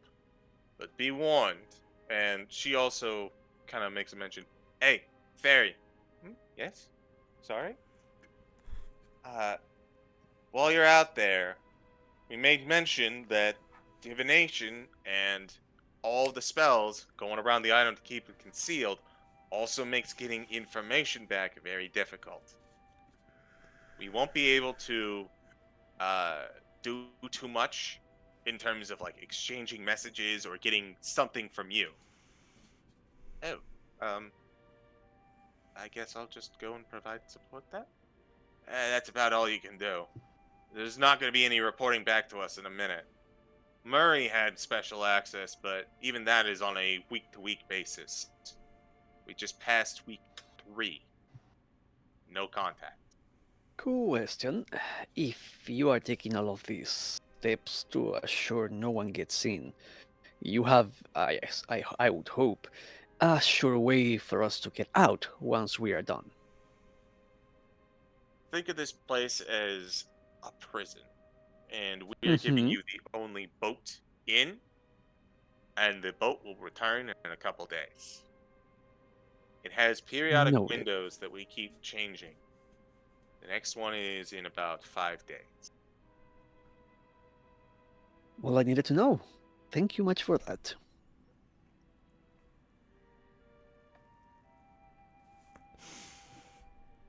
Y'all have any other questions, or are we good to go? I think believe. we're good to go. Yes. Right then. As Limney floats towards the pool, and you see what appears to be a honestly like lush valley with what appears to be a small house in the center. This portal should be able to get you through, but once you go through, that's it. No more help. One question. Yes. Where on this map should we expect the boat? It's a metaphorical boat. Every once in a while, as for actual boats, they every once in a while a ship will make its way here by pure accident. They wash up on the beach of worship. The defenses we put in place make it so that most don't come out alive, but one of Murray's core jobs is making sure that there's nothing stimulating on those boats. So, we use planar travel, and unfortunately, like I said, it's mostly blocked. I can see about setting up something a bit more solid, or perhaps sending in a boat of support if needed, but I don't know. It's a recon mission at most, so while concerned we are, we'll have to set something up for that.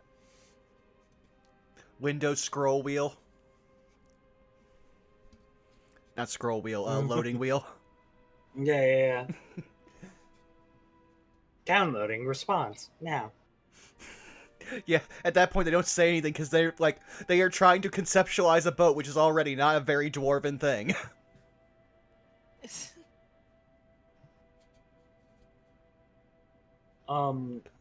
Where are we on this map relative to Murray's bungalow?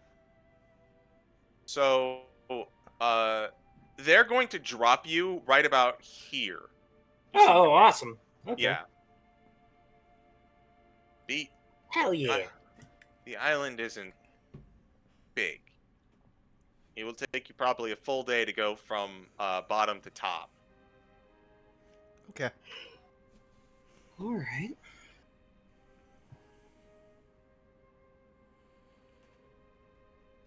You have any other questions for us?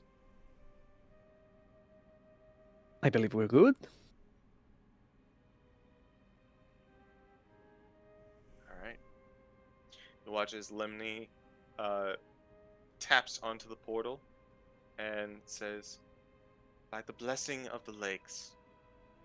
Muhiti taps onto the reflective surface, "By the blessing of the ocean." And then Neroon taps and says, "By the blessing of the river."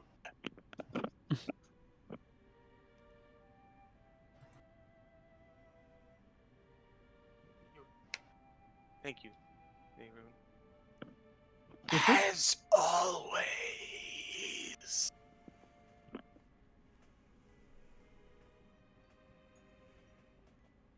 And if you all are willing, you pass on through. Yeah.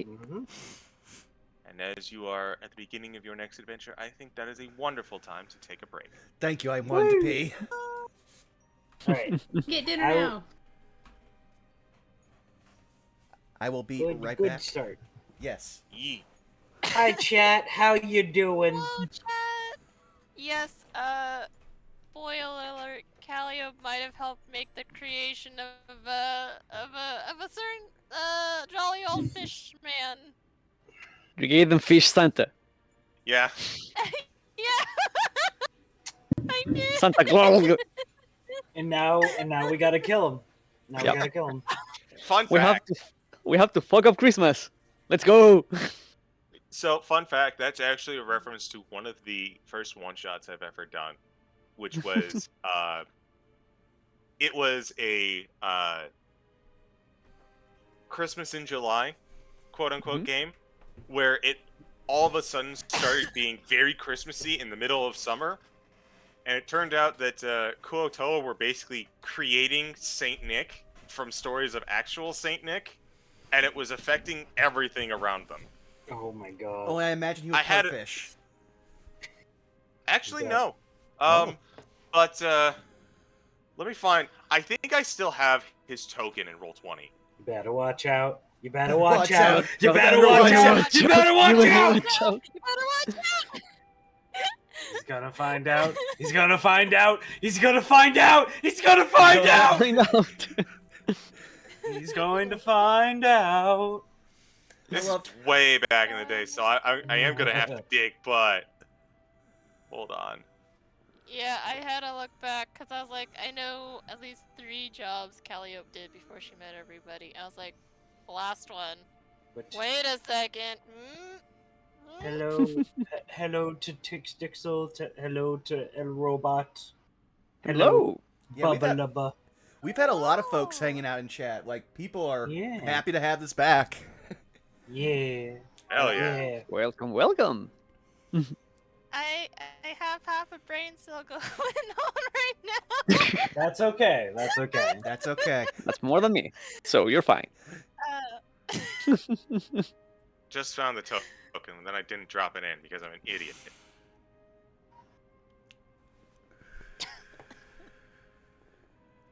There he is. There he is. Well- Oh! Blow him up. Oh! Oh! He's so... Give me a second, I have to show chat this. Santa's fucking pissed. Correct me if I'm wrong, but isn't that from a Marvel comic? Yep. You're right. I think It it's- is. Oh Thought my so. God. So That's from No, King go in ahead, Black, go I ahead. believe. It's from the King in Yes. Black tie-in, right? it is. That is. Yeah, because yeah, that is like in the comic is actually a mole Santa that is like pilot by a symbiote, and Iron Man and Doctor Doom have to fight him. One thing Yeah. I love about that is that through Marvel comics there is no one more festive than Doctor fucking Doom. He loves Christmas. Oh yeah, no, we like do love Christmas. no. Here's also the thing: Santa canonically exists in Marvel and has been saved by so many humans, including an entire secret society. He's also had the Infinity Gauntlet at one point. Yes. Yes. But you can go back to the Yeah. Okay. Also, thank you, Citric, for. I'm letting just happy us- that I can. Oh, go I'm ahead. just happy that I can pinpoint the exact comic that image was from. yeah, very impressive. I think it was like a movie that came out last year. It was like John Wick Santa. What was that fucking movie? I'm trying to remember. Oh yeah. Violent Like Night? Violent Night. Si- Oh my god, I know what you're talking Violent about. Mhm. Violent Night or Silent Night? Violent Night. Violent Night. Violent. Yeah, it's Yeah. Oh, it came out 2 years ago. Okay. yeah. Just that took me back. Yeah, like he's just delivering presents and he ends up in a hostage situation. Also, the Listen, awkward thing of. Go ahead. If you're in a situation where you're fighting the Santa Claus, you have fucked up on a cosmic level. Like Yes. that is, you cannot unfuck yourself at that point. Yeah. You're just accept your fate. I also just realized something because you brought up Citric. I wasn't aware of that comic. Doctor Doom is the most festive person. Doctor Doom is also part of the Hanukkah gang. Oh my god. Yes, there's a gang of like Moon Knight, Kitty Pryde, Ben Grimm, and a whole bunch of other like heroes that it doesn't come up because like it's not relevant in their stories, but they're all Jewish. So they all get together, like have a peace treaty or whatever. It's like 8 nights. It's the how many nights of Hanukkah, and they just hang out, have fun, eat latkes. I love it. I approve. Here's my favorite Doctor Doom related thing.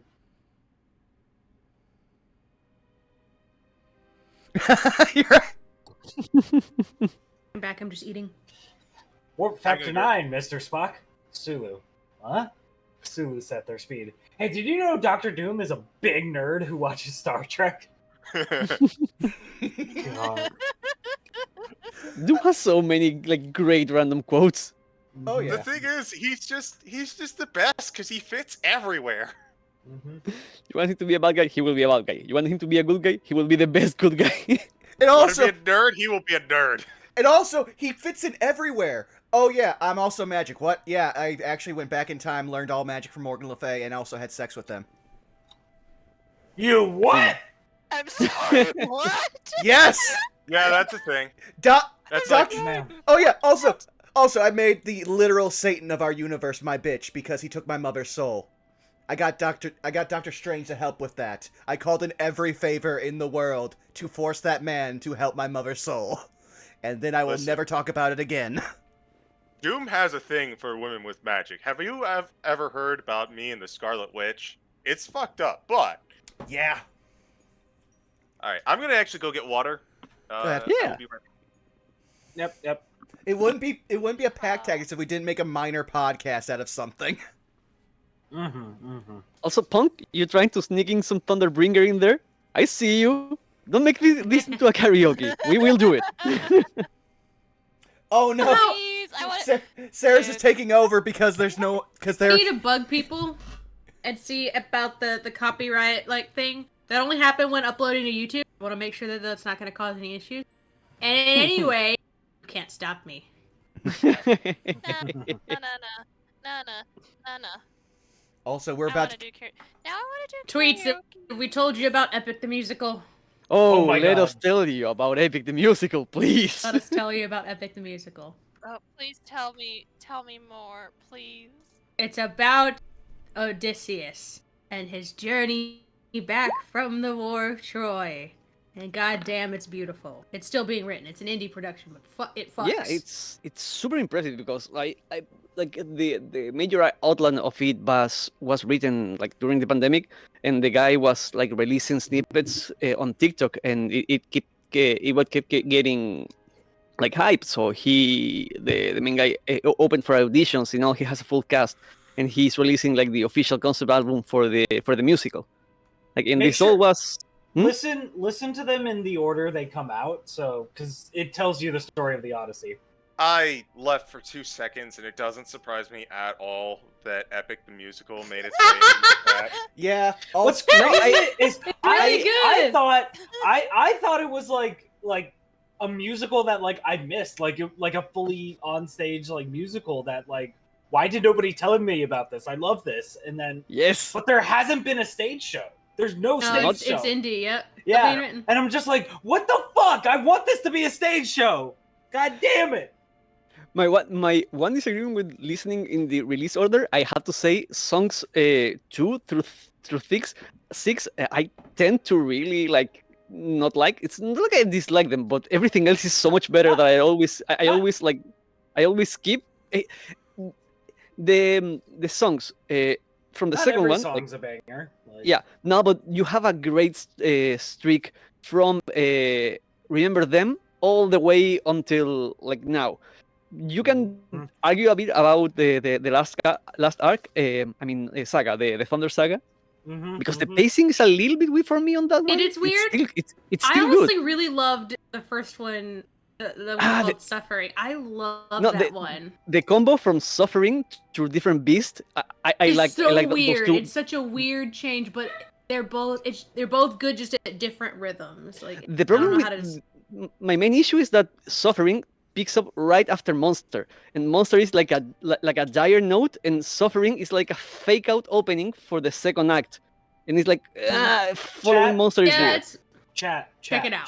Check it out. Chat. If you like to imagine AMVs in your head about your own OCs, listen to Epic. this is it. Yeah. Also, amazing animatics out there, like that got me into it. I would also say, like, this is actually something I was talking know with. what I'm doing for the next couple of days. This is actually a thought experiment I did with Tix Dixel in I had chat. permission. I'm sorry, Vaughn. What? You're fine. Give me a second here. You're gonna get banned. This And is actually, Lucifer dies all of a sudden. but yeah, no, this is actually a thought. This is actually a thought experiment I never got to bring up on any other stream. But I was talking with Tix Dixel, who is Saris for our DM for our Sunday game, who also tried to take over our chat during the break. They did a really good cosplay of Ray Cool. Yeah, Oh, yeah. I saw fantastic work there. But this very cool. we were talking about like music and characters and stuff, and like they spurned me on, and I now have an entire band associated with every character I've ever rolled for D&D 5e. And it's a really fun like thought experiment. Like if you're stuck in your car driving, or you're just kind Oh of yeah, music is great for that. Oh yeah, no, like for Union, I know exactly who that like music resonates most with them, and it's Lindsey Sterling, because it's a meet of two different kinds of genres. Solid choice. I also know which of my children are edgelords and listen to way too much metal or emo music. Ruthlessness is mercy. Yes! on Yeah. us. On ourselves. I feel terrible because I introduced Connor to Epic, and that song is affecting Otho right now. So Oh no! sorry, guys. Shall we? So- I regret Anyway, nothing. Anyway, Again, anyway. could be worse, could be Monster. If I may, Yes, we are all back. Yes. Yeah. we are. Shall we go ahead and continue then? I All right. guess so. You step through the portal, and they accidentally pop out the jukebox into a window somehow, some way. I don't know what the fuck happened there. But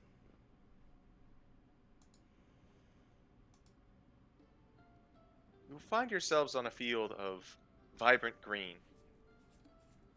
The air is moist. It makes sense for an island, but the nearby plants are unkempt and vibrantly growing. Tall trees amongst soft grass. In the distance, a mountain range. You are not entirely certain where you are, but based on the map that you were given, it would make sense that you're quarry is due west.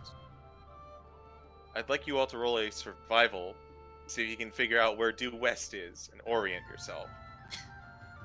Alrighty. Oh, See? Zara with the 19.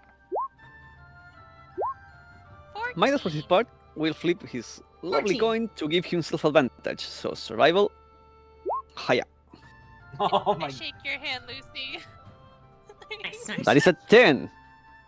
One day that coin will work. It actually One worked day. several times in the other one. Mm-hmm. Series 1 and possibly Series 3 hate Pact of the Coin. We will get through this.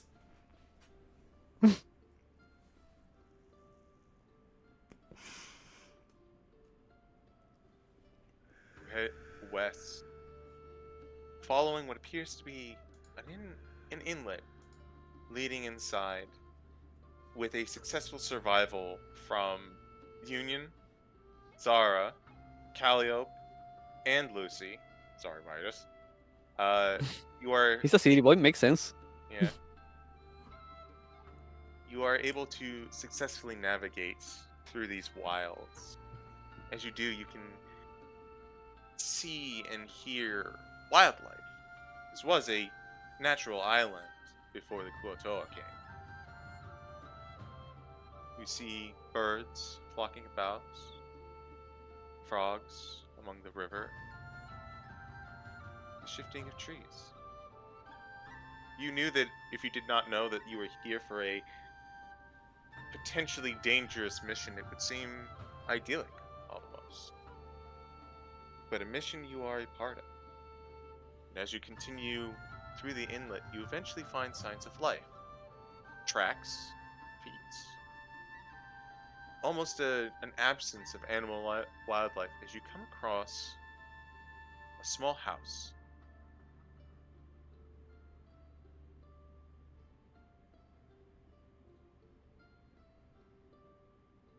House itself is ramshackle, to say the least, but sturdy enough to weather the immediate environs. It looks to be a two-story, but small two-story. Tall and thin, as opposed to long and wide.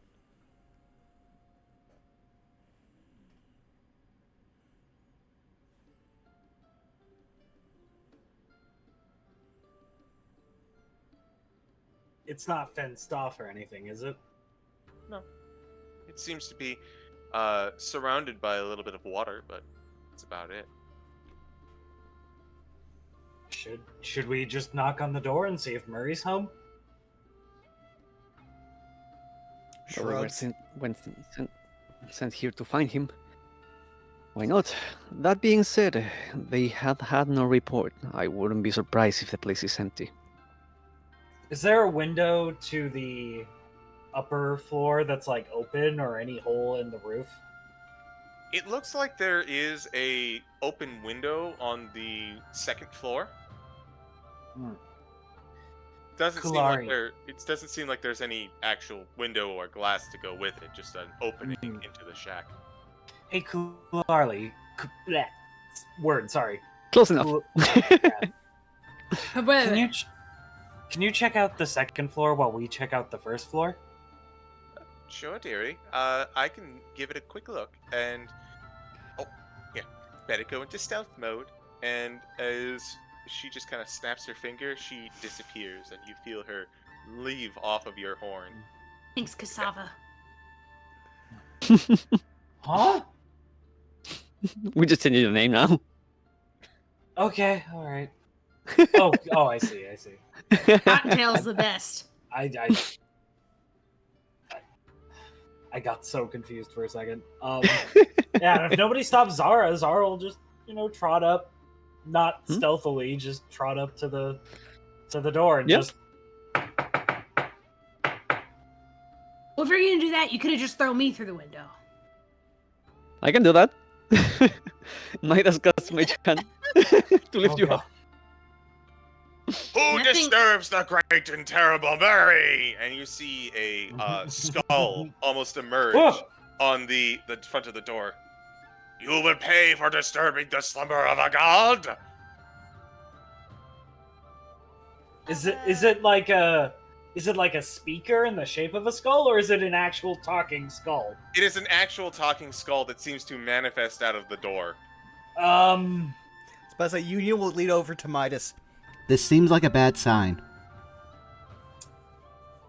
Murray, I Okay. presume. Something Heart of Darkness. Anyway, I am My- Murray the Great and Powerful. Woe be upon ye that see mine face. Mr. Mora, your employee wants to know why are you not reporting? Well, clearly he's dead. I have never been more alive. I am the Legion leader of hell. And you hear coming from inside, oh, sorry, mumbling. Lucy gently uses the sling, like, ping off of them just to see Oh, if they're like if they're a there, ghost. or Yeah. like an illusion. Yeah. Go for it.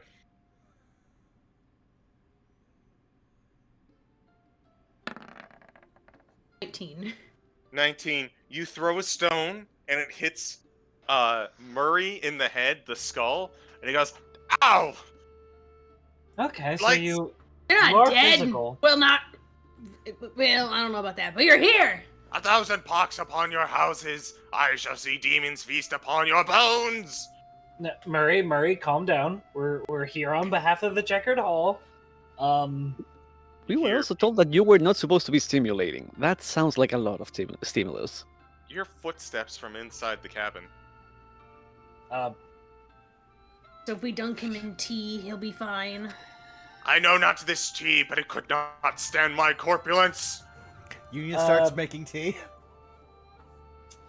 I feel so bad doing this without a warrant. Zara will just go to open up the door.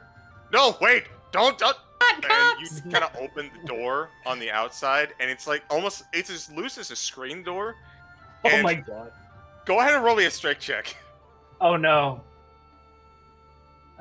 Okay. Nothing says we come in peace like ripping the door off the hinges.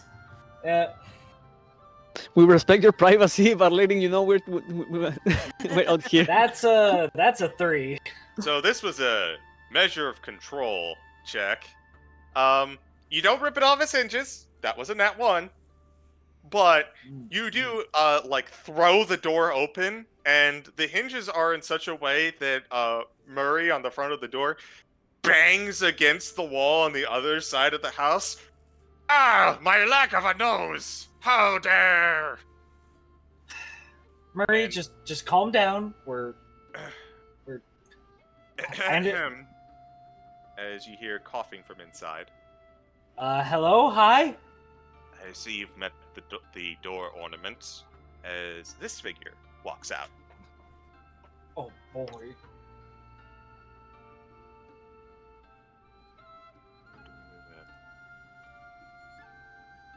Oh, it's coming. As what appears to be a redhead in a goatee wearing dark leathers and currently pointing 2 crossbows at you guys. But as soon as he sees you, he kind of relaxes and puts them away. That's a nifty little trick you have at the door. Well, I wish I could say it was mine, but it was gifted to me by our local residents. Hello? Is that the Kuatoa's doing? I'm afraid it is. He ordinarily used to just be a skull I kept around for, deterrence. Make sure they don't come to the spooky house in the woods. And, well... They had an started idea. believing. Yeah, They started did. believing it was as much more powerful. I am the great and powerful. You cannot... Yeah. Yeah, I had a feeling about it. Sorry about that. No worries. So, Can we come in? by all means, anything to get away from the skull. Have you tried dispelling its magic? You don't want to go down that route. I will take your word for it. Union awkwardly stops making tea. Tea noises stop. Can I ask what happens when you try dispelling magic? Oh, and it's not a matter of backlash or anything negative. It just doesn't work. Trust me, I've tried. Have you tried to remove curse? It seems to be, it's no curse, I can tell you that much. Alright, here. Come on in. Have a seat. Yep. And as the actual Murray kind of pulls you in, and you still hear shouting from the screen door outside. You know what? Wait. Question. Brah, brah, did wipe your feet. Brah, brah, brah. Question, CG. Is it a creature? The skull. Is it a creature? Yes. Zara's gonna just poke her head, like, as everybody's going inside, just poke her head out, like she's the last one in. And she looks at the skull, makes eye contact, and just like, can you please talk more politely? As I cast suggestion on the skull. I just want him to talk more politely. You roll for the skull. It's a spell save 17, wisdom save. See, I thought you were going for calm emotions, but this is better. No. I just want him to talk more politely. He is being very rude right now. So He can keep talking. He can keep being hostile towards us, but he has to be polite. that's 4. Okay, he has to talk politely for the next 8 hours. Would you be so kind as to leave and enter the hells for me? No, thank you, sir. Zara will go in fully. I respect your wishes, but I disagree. Amazing.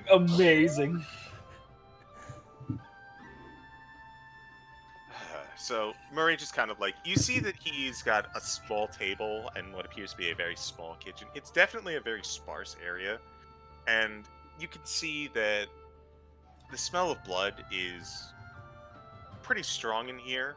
You get the sense that he's a hunter and has had to find his meat.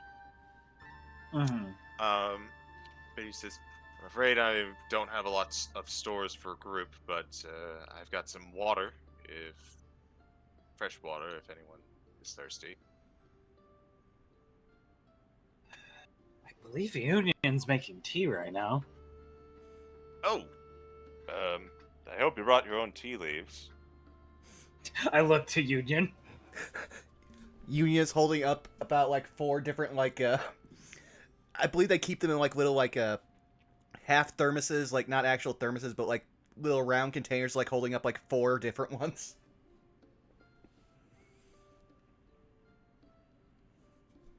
Well, I guess if he's providing. So, Murray, what can you tell us about these Kuatoa and their machinations? They're volatile little idiots, I'll tell you that much. The main concern seems to be you have not been reporting back to the hall, and they were getting worried. Yeah, so, about that. Something is going on. I haven't pinpointed it. And I haven't exactly been able to provide a report for something I don't know. At this point, just saying something's up is about the extent of it. He doesn't have a Pepe Sylvia wall up or anything? Something doesn't add up. I exactly have an emote for this. I'm spamming it. Oh god. No.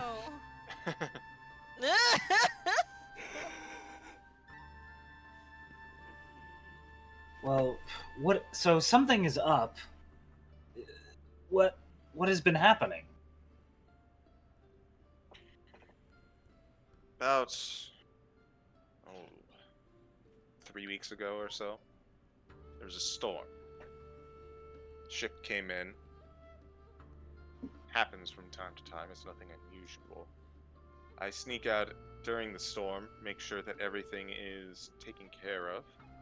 Like, you'd be surprised how many of these mastheads will survive, and then I have to make sure that they don't start dancing around anything that looks like a maiden holding a sparrow or something. But there was no mastheads. There wasn't anything. The ship itself did not look like it had any means to sail. It was not seaworthy. I did what I could, buried it best I could, but there really wasn't much to do. And then, a couple days later, one of them gets scared. Something had its dander up. Don't know what. Trying to keep my distance. At least, well, in a way, anyways. We'll get to that. But for excitable, I hesitate to say monsters. We'll just go with excitable men that they are. They were introduced to fear recently. As they've been doing that, becoming more fearful of this and that, all manner of strangeness has been popping up around the island. It's been odd, to say the least. Some of the stuff is harmless, just like Murray out there. Some of it has been quite dangerous. Makes navigating around the island very difficult. You don't know what it is that's dangerous, or whether it is or not.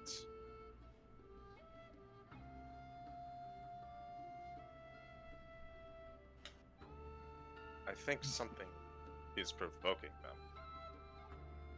I've been trying to figure out what it is, and trying to put an end to it myself. Been coming up short. I didn't want to send a report because it could have been nothing, especially if I found the source. So you just haven't gotten the full story yet. Exactly. I see. Reporting with a lack of information is just as dangerous as no information at all. That being said, the lack of report raises concern. We were expecting, to be honest, not to find you at all as a worst case scenario. I am glad that you are here. If that brightens a little bit your day. But for what you're telling us, this image of the woman holding a sparrow seems to be the one thing different to show up in the island at all. No, that was an example of something that Oh. might show up. Sorry, my bad.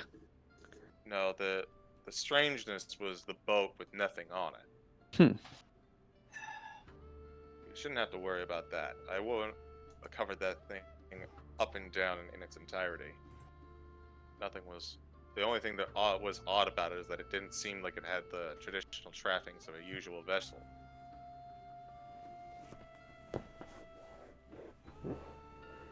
If it makes sense, it was suspiciously plain. There wasn't any care involved in it. No decorations, no sign of love or even of use.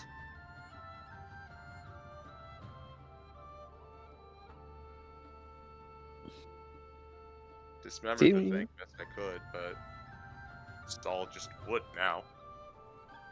So the boat fell apart into wood? No, I dismantled it. Oh. It's part of my job.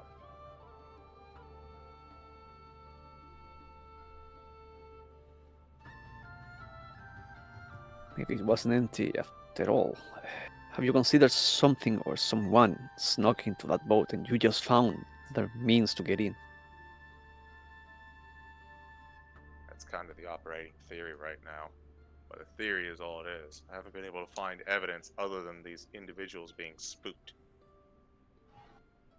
If you have disposed of the wood already, then we shouldn't have to worry about that end of the equation.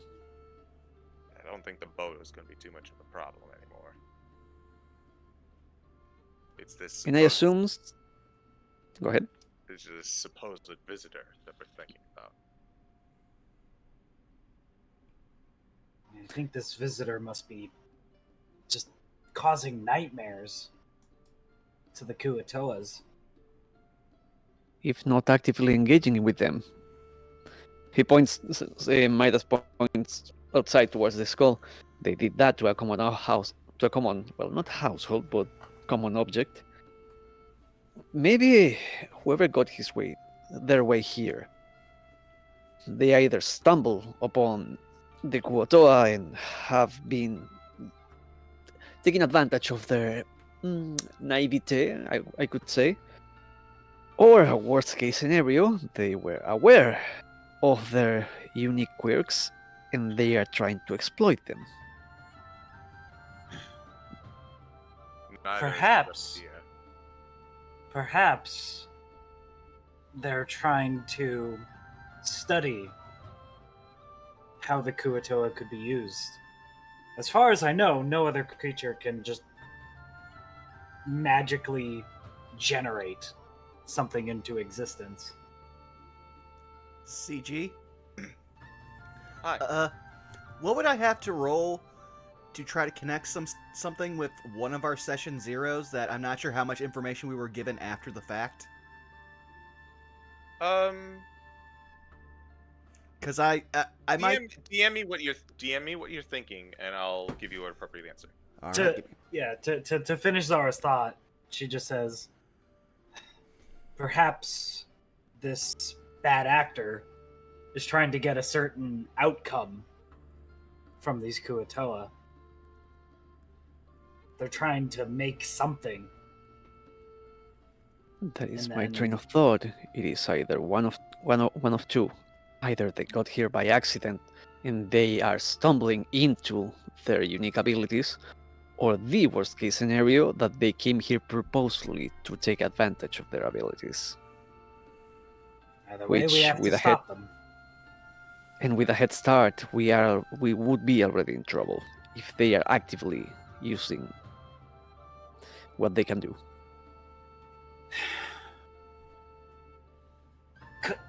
Calliope was the only one that kind of knew about these things, right? And had experience with them. Yep. Zara would turn to Calliope. What history do you have with these things again? Well, the last time we dealt with them, we had to pretty much kind of, how do you say? We had to convince them to think up of something. Basically, they were already in the process of, like, kind of making a god-like figure, so we had to, like, Intervene. intervene, and now they have King Kringle. Well, pardon? That was the name of the creature, Mr. Kringle, you said?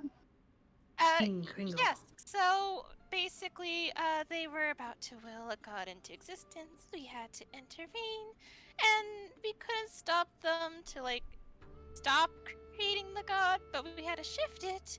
So now every winter solstice, once a year, Clark or Great Kringle goes around and brings gifts to the children. So, CG, now that we've had our back and forth, could I roll for things similar to that session zero, and also the mission that I went on after, between Act 1 and Act 2? Sure. Okie dokie, what would that Go be? ahead and remind me. Go ahead. Never mind. Go ahead and roll a history or arcana. Okay.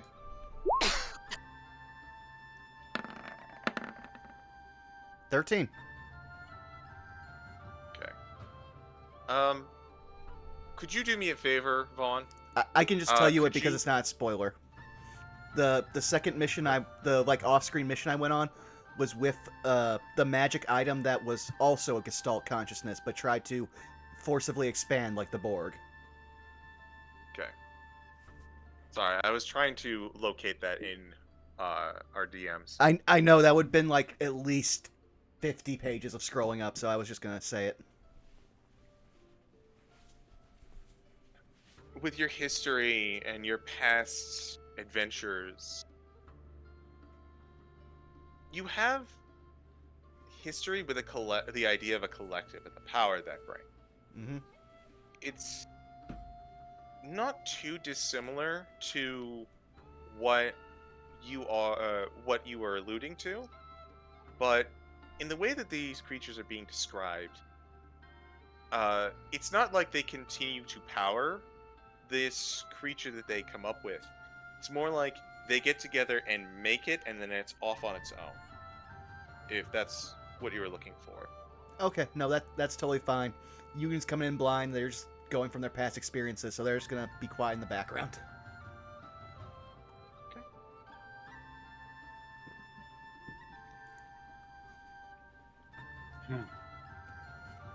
The main issue right now is that we were instructed to keep our distance with this Kuotoa.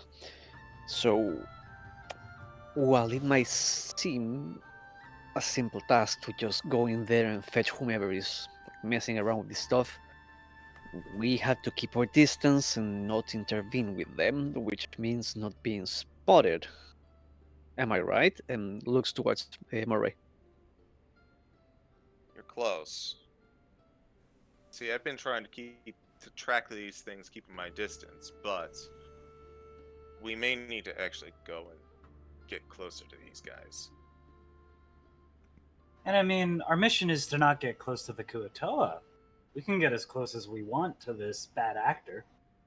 We If the, could. if the Kuatoa just coincidentally are nearby, then Zara shrugs. Midas gives you a wide grin. I like how you think. I mean, I'm kind of curious if they would even remember me. It was a while. Best they don't. Yeah. How long do Kuatoa live? Zara just blurts that out, just like. You know what? I'll be honest, I don't rightfully know. I genuinely don't know. It's probably proportional to how many babies they have. If they lay like 1 million eggs, then they don't live that long. I should also point out for those who don't know about Kuatoa, they are basically Eldritch halflings. So They're little fish dudes. yeah. Yeah. Just little guys. They're Yeah. little fish dudes. Just a little guy. Curse. So, Love Game CG also didn't know this question, so this is coming straight from a wiki. Yeah, all I was right. about to say, I'm pretty sure they're not long-lived. They're, you'd say, I mean, for something like a group of that, they age probably about the same rate as orcs. Okay. A really old one will be about 60. Okay, that's not terrible.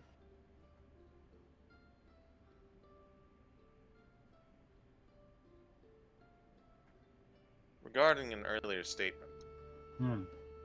I do think that going and staking out the Kuatoa is a smart move, but not quite for the same reason that you're thinking.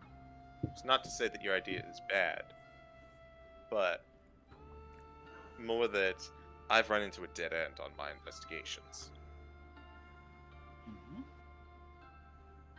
I don't have a lead right now, and unfortunately, they are the only ones having contact with this bad actor.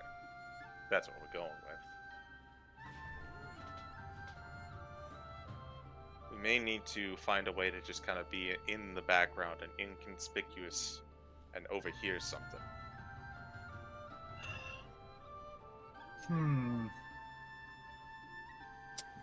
Looking to my party, do any of you have polymorph or illusion magic?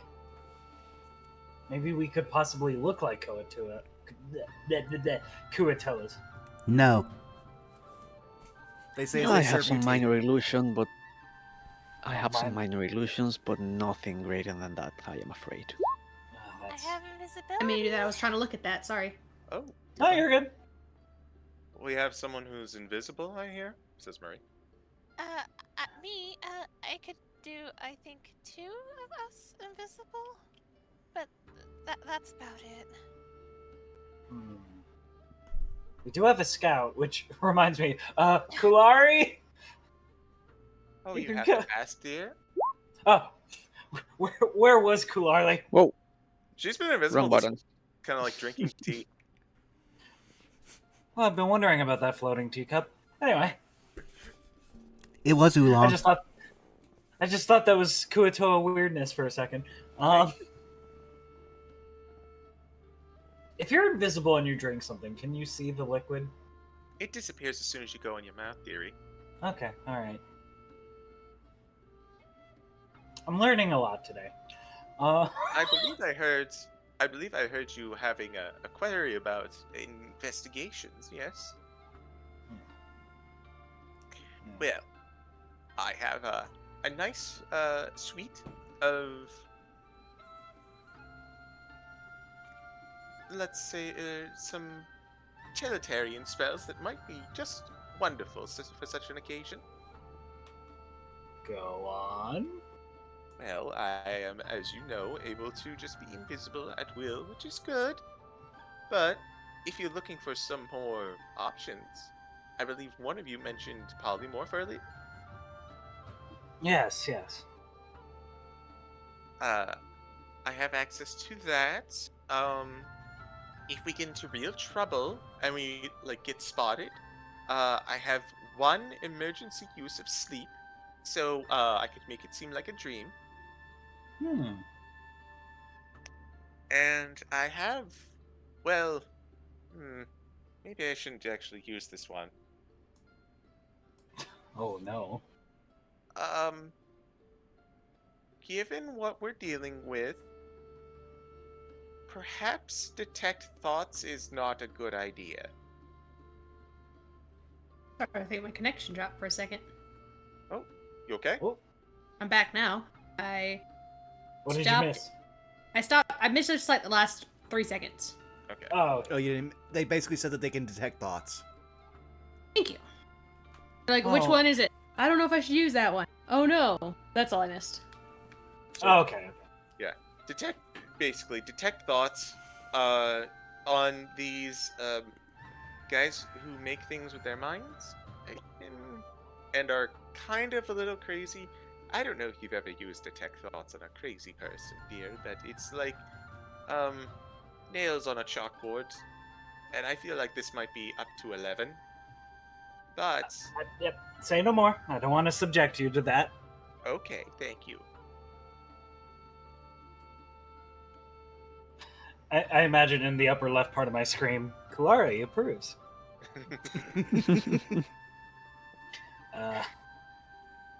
Pretty soon you're going to unlock Kulari's loyalty mission. Oh boy, let's go. Let's go. Hello, get to- Shepard. Oh my! This is my favorite island on the Citadel.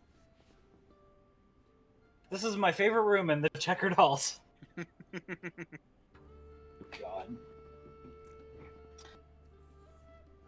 Well, I guess so.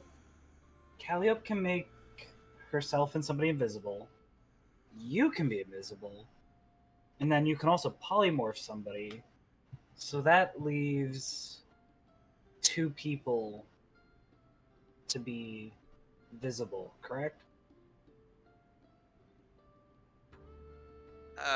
I will. Or no, I- 1 person. It will be, mind you, that I can only make myself invisible and either that or polymorph. Ah, I see. Huh. So here's an interesting thing, a bit of a trick I've been practicing. So remember how I have this fancy ring, Midas through his hand? I used to be able to just fit myself in there if needed, but a little bit of practice had made it a lot more handy. I can take up to, let me check to be sure, up to 5 people if I want to bring with me inside of this. which means all of us can fit inside while Kulari carries the ring around. We are, of course, blind to anything outside, but we can hear sounds. So we can be, well, you cannot hear us outside. We can be informed about what's going on.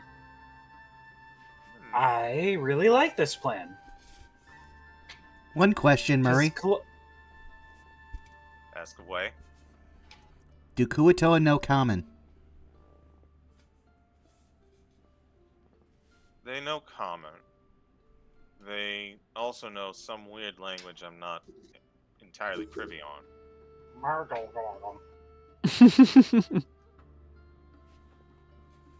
Union will just turn.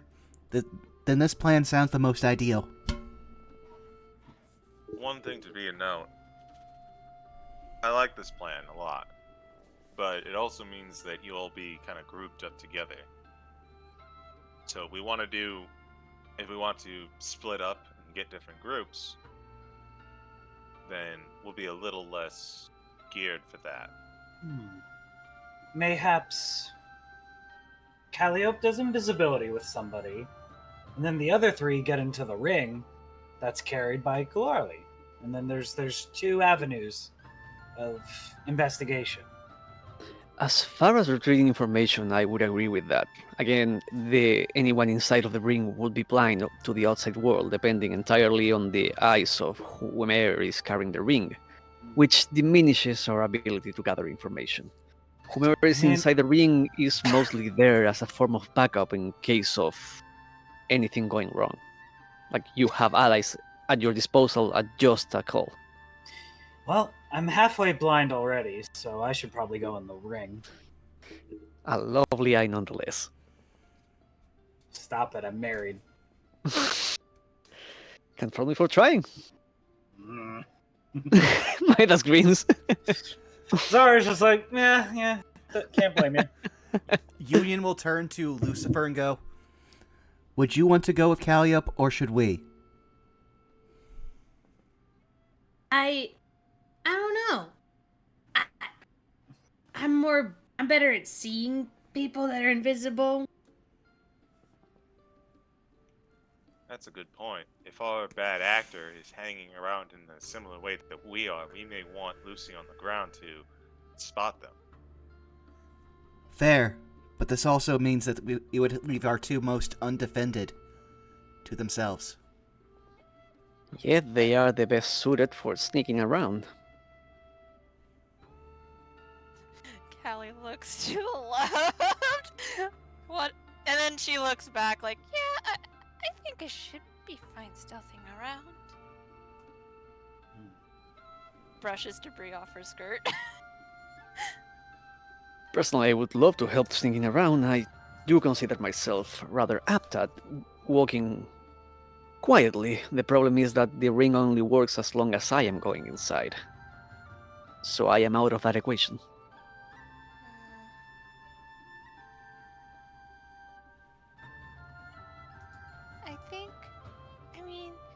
Lucy's really good at being able to get out of sticky situations, and if worst case scenario, I could just,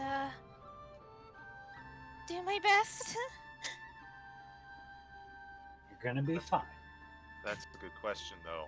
Worst comes to worst, and y'all get spotted. What do you got for ways of getting out of there quickly, quietly, or making it seem like you were never a figment of their imagination? I can cast suggestion. I can also.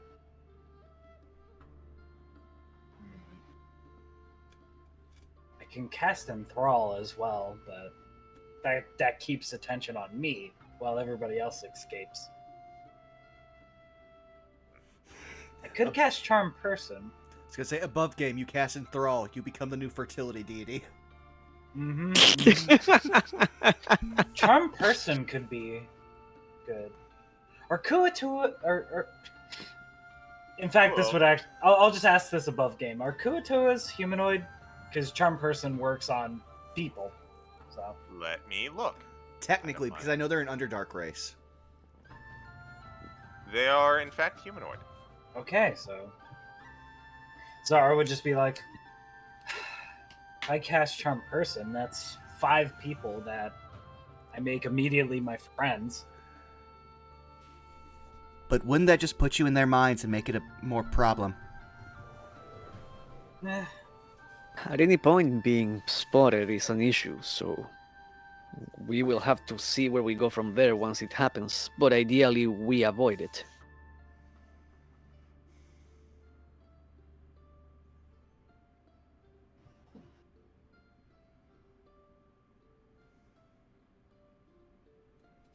The important thing here is to avoid being flashy and noticed. So if y'all Wait. got subtle options, that would be preferable. Like if worst comes to worst, say, as an example, let's say that we get spotted, and I'm sorry, I don't think I've actually asked your name. Kind of all y'all's names. Oh. I'm Zara.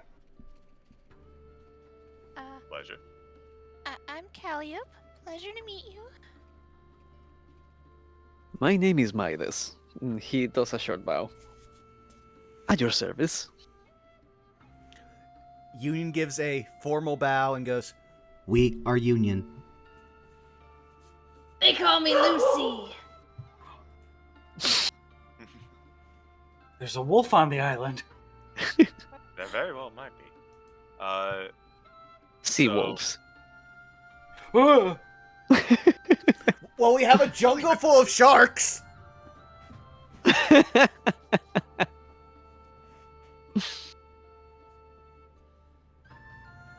Pleasure to meet y'all. But to follow up my thought, so if let's say y'all are caught up. If Zara here goes flashbang and you throw down some darkness or something, blind them, get away. That's a flashy event. They're gonna remember that. But if say Zara goes, we were never here, and you go and you cast suggestion. That's got a long time frame, it's subtle, and they're less likely to have that as a long imprint. That makes sense. So Oh, while yeah. you might have escapes, you might have tools for escape. If they are too overt, that would be just as bad. It would at that point just be better to just pretend like nothing's wrong and just walk away.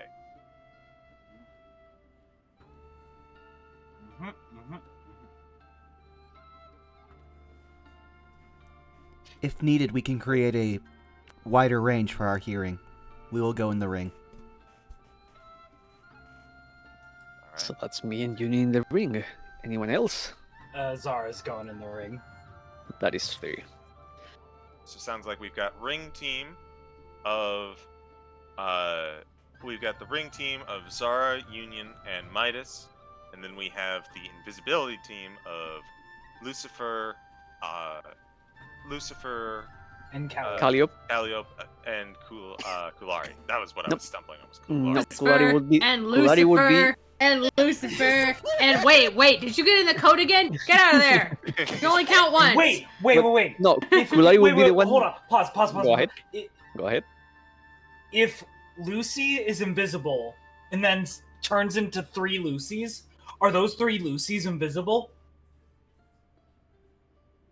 God. God is contemplating. God is thinking. Hold on. Technically wait, let me double check the spell. Hold up. Okay. Up.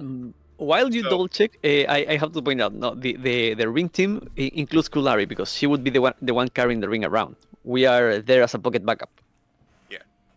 So I'll be real. To answer your question, God is currently considering whether this is something that's going to a decision that is going to break this item or not. Oh. Yeah, because we're going from like 3 invisible creatures to 6. Which 6 I mean, they invisible could all just act on creatures- my turn, but if we get into Si- battle or something, but yeah, no. like 6 invisible creatures going around an area, like the investigation. That's such a large net. That is a lot. It is a I large will map. say it says that the spell ends for a target that attacks or casts a spell. So as long as they're not casting spells or attacking anything. That would mean that. Well, Well, no, because I have insight for this from a different game. That means if Lucy casts see invisibility, before they are like the subject of the spell, they have the advantage of it. But it's also like I want to say 10 minutes, so it's a game changer. It's totally up to you, CG. It just occurred to me that like, wait, we have that silly jacket that makes 3 Lucy's. I'm rereading how I wrote this. Give me a second. Yeah, Oh, good. Oops, all And Lucy's. you're totally free to say no, because also for the ring team, good. if Go ahead. yeah, no, for the ring team, if any of you guys have any buff you can give to the other people staying outside, anyone inside of the ring for at least 10 minutes, and we can be there up to an hour, gets a short rest. So we are reloading. That's great, fair, good. but I'm also having to recheck because what I just said about boosting my abilities, I've only used borrowed knowledge once, despite being in a Strixhaven game for nearly 2 years. So, I've come to a decision. Oh. Based on the way that the mini-me's are worded, because they specifically share action and bonus action, I will allow buffs to transfer to the mini-me's if you apply them to Lucy first. Does that mean invisible? First, So- and then you split. So if Lucy, singular, gets cast invisibility on them, then Lucy becomes triple. All the minis have invisibility. Well, then this thing I missed out. Oh. Well, I missed. If you cast see invisibility, they also get that, but that only lasts for 10 minutes. Yeah. So, That means you For- can also for see perspective. ghosts. true. So for perspective's sake, the reason that I'm letting this go away for the action and reaction thing is because it's actually not like, even in combat, they basically serve as like, the closest thing would be that they serve as the duplicates for channel divinity trickery, where you can just kind of like act through them and you can move them. So they're not really like new characters. You know what I mean? Yeah. Yeah. Yeah. So there's the DM's decision with explanation. Well, hearing that, Thank you, CG. hearing that, since we've done different ruling, there is something else I would possibly say because they could possibly be not seen, but it's a different idea for different drones. Which is, if Union protected Calliope, they could cast conjure minor elementals and have 5 things that are basically little wind demons that could fly around and see stuff. That is true. But those are visible, right? Yes. I would have to look at their stats because I only stat for one type of elemental because it made the most sense for the game, but I have basically the entire Mephits catalog. The thing is, we don't want to be seen because then that'll raise suspicion for the Kuatoa and the person who's exploiting them. Yeah, I'm just throwing it out there because I don't know what their stealth stat is and other stuff, but they are basically just beings of wind that could possibly just fly above stuff and just scout from above and not be seen because no one looks up. Ooh, I fell over. Ooh. Also, the more rolls we make, the more points of failure they can be. Like keeping the team small actually benefits us. Yeah, no, totally. It's mostly just because I reread Borrowed Knowledge and realized that I already have proficiency in perception, so I can't boost my perception. So at most, Union's just sitting there with their passive at 15. I will agree with the notion that if you cast the elementals, that's a lot of new bodies to add to the situation. Okay. And I took a look at what conjure elementals provide, and you're right, it's mostly Mephits. And unfortunately, Mephits are not particularly stealthy. Even the ones that are just like, I'm wind. Oh yeah, no, again, that was me because I couldn't open up the stat block. So Right. It This sounds is me, and this is me confirming to you that they are not very stealthy. okay. So basically, Union will go with the ring team, and all they're really providing is, I think, possibly the highest passive, and that's it. Backup. But yeah. There's no problem being a backup team. Yeah. Again, if any of you have any buffs that can give either to Callio, Lucy, or Kulari, cast it right now because we will be getting a short rest. We will be like fully charged if anything happens. So, I, sit, I, sits here. I and don't tank. have any buffs, surprisingly. I'm the tank. I neither- fight things. I will I say, am full offense in utility. I have no buffs. 1 second. I will say, Like, actually knowing from all of our different builds, the only person who could be a buff is Calliope, and that's only if they took a specific invocation that gave them Bless. Yep, which I did not. All good. I mean, you having Summon Celestial is one of the bigger clutches for us. I definitely have this. So the people that hang out with me in the ring get 10 temporary hit points. So, woo! Yippee! 10 I have temporary guy- hit points is Yeah. 10 temporary For hit wanting points. Lucy to be able to hear things. Oh, that's really good to cast have- right before you get invisible. Oh my god, yeah. Tongues. Tongue. Yeah, That's a you good are idea. the perfect person for the invisibility team. Yeah. Can but I say invisibility team be called Team Squishy? Hey, Yeah. Go ahead. Team chat, Squish. Team chat. Squish. Chat. I can't look at chat right now, but chat. Push that cat. Warlocks are versatile. You just gotta spec it right. Yeah, Correct. no. I mean, we do also We are have thi- our roles. If Also, just- we are That team. cat. We are team pocket Yeah. grenade. Oh my! Dude, no, It- Citric. Remember what Midas is. He's Team Pocket Sand. Citric, you remind me with the pocket grenade. A fun trick to do is with hags is hags will like polymorph a troll into like a squirrel. Then like you see a hag with like a belt of squirrels, they like snap the neck of the squirrel and throw it at adventurers, and a troll pops out. Because polymorph. You know what, anyway. Calliope? I'm actually really happy I didn't get rid of Shadow of Moyle. Shadow Moyle's a very Just good stay spell. by me. Stay by me. All right. So, need confirmation. So we've got 2 teams. One team is going in primarily invisible, which is going to have basically 5 total because you're adding +2 bodies to the equation. And then we have the other team, which serves as backup, as hidden in case things go wrong. So, where do you want Murray? Well, that's what I was actually going to ask. Where Union will let me grab my thing. Mer- Oh.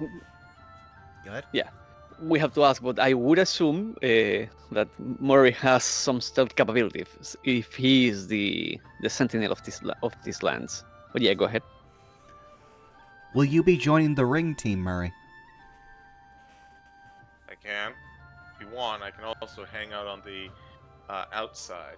Truth be told, I have my own method of hiding in plain sight, if you will. Oh, I'd show it off, but I only get 1 cast of it. all right. He is going to produce from his pocket a rope.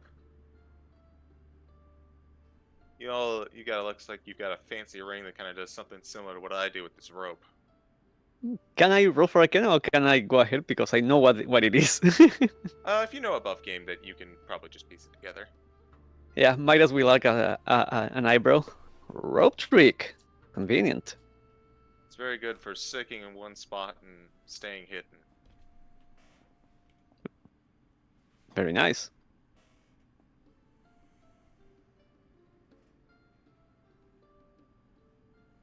So, do we want to head on out with this then? If you're confident that you can go unseen, then the more eyes on the outside we have, the better. Also, you are the best to guide us. Take a look at the map, and we're gonna bring you back.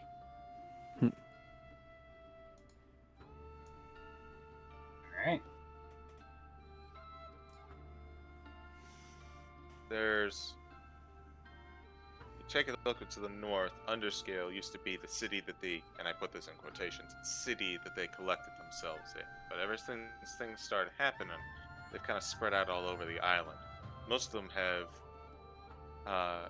congregated near the beach of worship. You can head there. There's not a lot of cover. It is a beach after all, but that's probably for the best because there's also not a lot of stimuli there. Keep an eye and an ear out. Do your best. Don't be seen by any measures.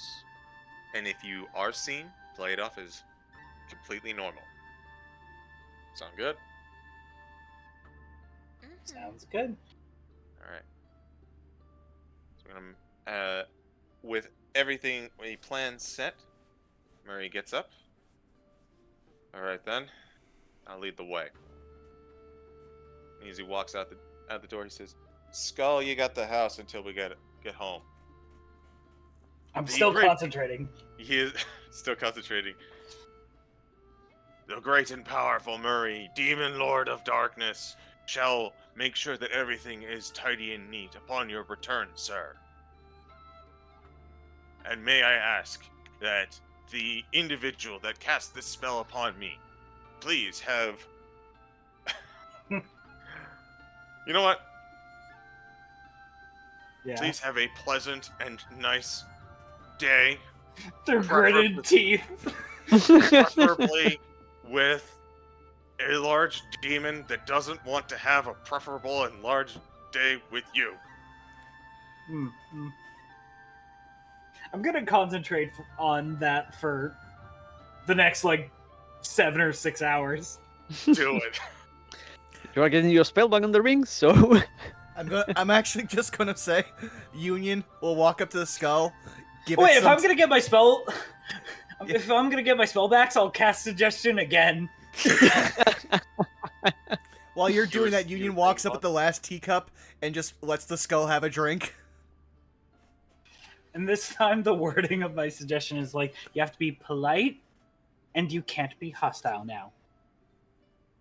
So make another wisdom save.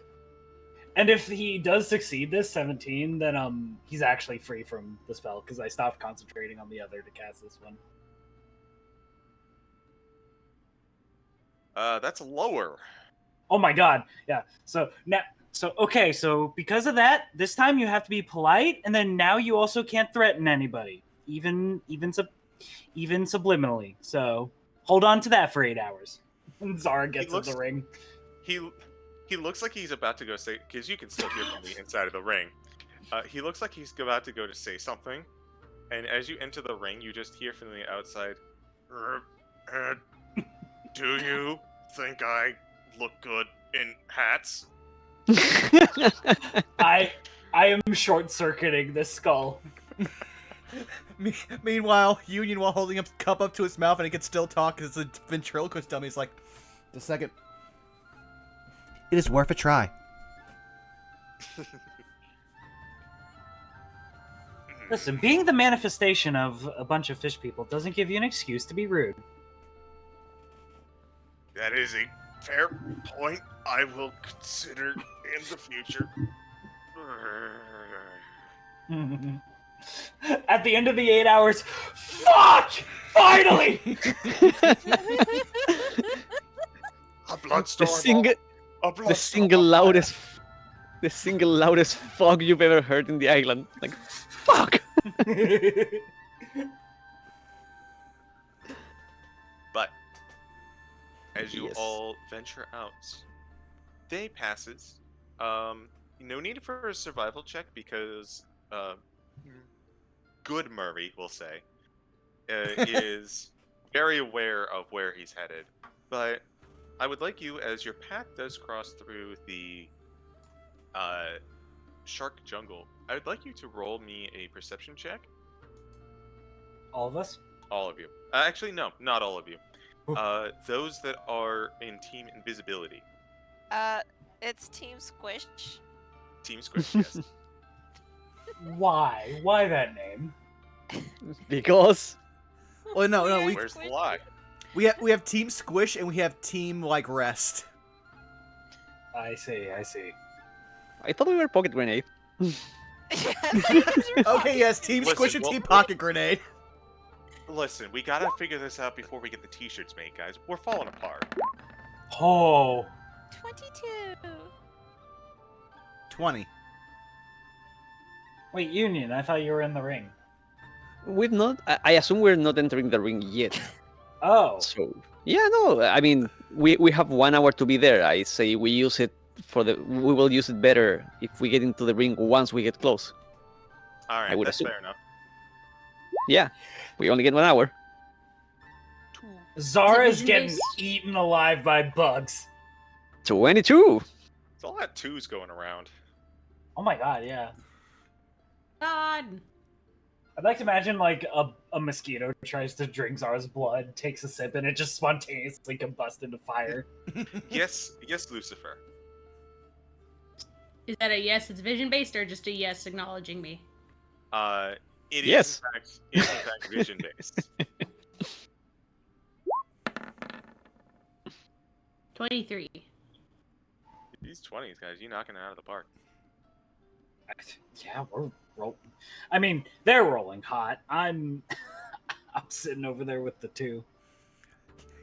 You're the damage tank. We want you to roll low on these and roll good in combat. As you pass through the tip of Shark Jungle, the area around you is vibrant, charged. Lucy, this honestly feels a little bit like being in the Feywild, but not to the most intense degree. It feels like, how do I put this? The Feywild is Dr. Pepper, and you are just walking in through Mr. Pibb. Oh my god. Oh. There's an energy in this place. Something you can't quite put your finger on, and as you are there briefly and you pass through, the feeling fades. But there's something in that wood.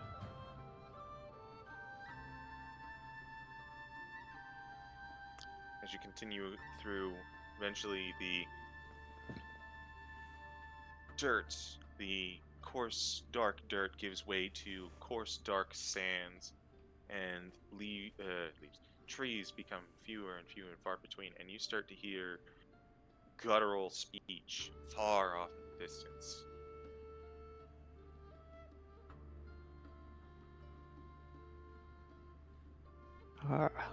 Does that mean we're getting close to wherever they hang out? Mm-hmm. Then I guess this would be a good time to get inside the ring. Zara, Union? Mm-hmm. Nods. All right. Give it to me, dearie. Best I get a handle on it before you jump inside. It has to be it. I mean, actually, does it have to be only when I need to do this? I don't believe that is. It's not Specified, stated because, so- again, you're using a ring and it's typically supposed to be like a lamp or something. You're fine. Yeah. Ah, yeah, perfect. I'm Then- ruling it so that so long as you are touching it, you can set it up, and then other people can enter afterwards. Very well. Then Midas will take the ring out of his finger and open his hand for Kolari to grab it while the ring is on his palm. She will. She'll pick up the ring and says, "No closing now," in reference to the open palm. I wouldn't. And Midas extends his other hand to the group. Well, shall we go in? We shall. Takes hands. Hold hands. I'm so married. rude. I can't. Scandalous. Listen, Mila, man, I was about to say, Union's A, so there's like, eh. listen. Listen, Union has two hands for a reason. The thing is that Like, I just imagine Calip's like, hand holding? They're holding hands. We should hold hands. Oh my Yeah. I imagine when it comes to Zara, because of her claw, like you're all holding hands, but you're all holding the same hand. It's- Perfect, I, I love mean, it. yeah, We each have the a finger. claw is massive. You know what? You know what? Lucy, let's hold hands. If they're holding hands, we're holding hands. I just want to point out, like, we are the most awkward polycule ever, and I love it. And with that, we Y'all go are very- into. We're about to head into the place, right? Hmm Yeah, we're on the outskirts. Yeah, where the So I should be casting my stuff. yeah. All right, Lucy will cast tongues And for our part, the and sigh and just give her his paw. three of us dissolves into a stream of sand and goes like rushing into the ring, which has a small compartment on the top. Out of curiosity. Which No, go ahead. no. I was going to say that the inside of the ring for us is going to be a 30 by 30 room, like furnished with cushions, lights, incenses, like very comfy. Oh, Very like How'd Middle you- East Arabian Nights kind of thing. how'd you get a pool table in here? Gotta tell you, it wasn't easy. But that's what you get working for the halls. 1 second. Is that the pagan statue that we were supposed to recover for that one mission? Oh my god! How It's did not- you get that in here? It's not the same statue. I only can get here an approximation of. I saw that one. Just nods.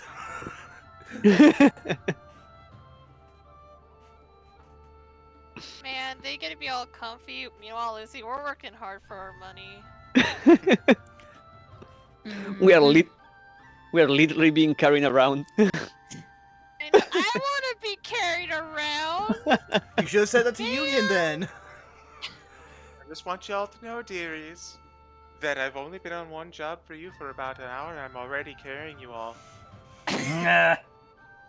You know, on second thought, I think, you know, it's Oh fine. man! Wait, we're not invisible yet, right? Oh, 1 second. And Calliope will, cast invisibility. At the last second, Oh, he'll cast his. God damn it! Where is it?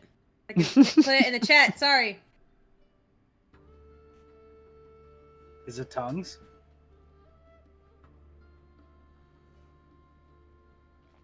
I bet it's see invisibility. Oh right. Can I? Well, actually, Or no. If you're doing tongues, that's 2 concentration All right. spells. Damn No, it. it isn't. No, it Oh. isn't. No, it isn't. You are the best. Tongues is not concentration. That's the wrong one. That's also the wrong one. Damn it! You'll get there eventually. I got it. Hey, yeah. There's a lot of features. All right. I Tongues thank you, is not Okay, a con- take your time. I'm glad that the comprehension language spells are not concentration. That's it. Shit would suck. Yeah. But as you are all stealthed up, Murray is gonna go. I'm going to hang out on the outskirts, get an idea from far away, and maybe scout for our bad actor. Mm-hmm. And you see him kind of like stealth off into a direction, pull out a rope, and what appears to be just throw it up into the air, and like Bugs Bunny, he just climbs into the clouds and disappears.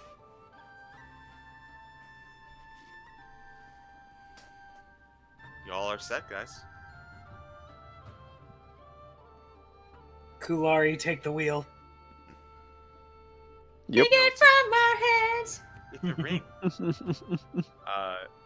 So Kalari is going to fly forward. I assume that Lucifer and Calliope and Lucifer's clones are also going to follow up. Yes? Yee. Alright. So, because of your precautions, the multiple ways that you've gone about this, your DM god is pleased and would like you all Yay. to roll. Would like you all to roll your choice of. Let me just take a look. I want to pull this up. Let me take a look. Oh, it's cup. Perception, investigation, or stealth. While everyone's choosing, I also just want to point out, sadly we can't show off the lovely art that Tweez has done of Calliope's beachwear. That Damn does it. look real nice. 14. She's very cute. So, oh gosh, I should probably do stick. Nope. You know what? I am assuming Lucy that- does the coat, and Oh my God. one of the other 3 Lucys holds her Calliope's other hand. No. Before I It's a big whopping 3 perception for Zara. Makes Not, sense. not necessarily. Oh, Advantage. before I roll, oh, the people in 19! Yay! yeah, but my question is, are the team inside of the ring rolling? Because we don't see, we can only hear. I Yes, mean, you are. perception is still Oh. hearing. Like, Hearing, Awesome. Hearing is valid for a different reason in this encounter. ho ho. Will do. So perception, investigation, or what? Perception, investigation, or stealth. Ooh, I like stealth. I don't think it's going to be helpful, but eh. Oh, Good thing. A 10 10. is a 10, Ten, a 10 yeah, is it's a better than 10. a 9. That was a 1 and a 2. God. I think. Ah, roll 20. I think I will roll stealth. okay. An 8. Nope, 12. You have advantage. Oh, 12. Oh, 12. Oh, phew. Okay. That's It's an well. impressive stealth score. When I Your said that advantage Midas is was, where- when I said Midas was confident in sneaking, he wasn't lying. The problem is that he can make himself invisible. All right. So, permit me a little bit, if you will. As you approach the beach, it is probably like, imagine a convention center where there's probably about a convention center's amount of size just filled with fish people. These fish people seem to be doing all sorts of manner of, honestly, kind of nonsensical stuff. They're wildly gesturing, they're laughing. It's almost like it's almost like a couple of them are dancing around. It's almost kind of like a big party and everyone's drunk. But they're all quote unquote cognizant in their own way. And they're all chatting, they're talking. You notice that there is a whole bunch of different conversations as you kind of scoot around the center, trying to avoid going into the direct center of this conglomeration, this school, if you will.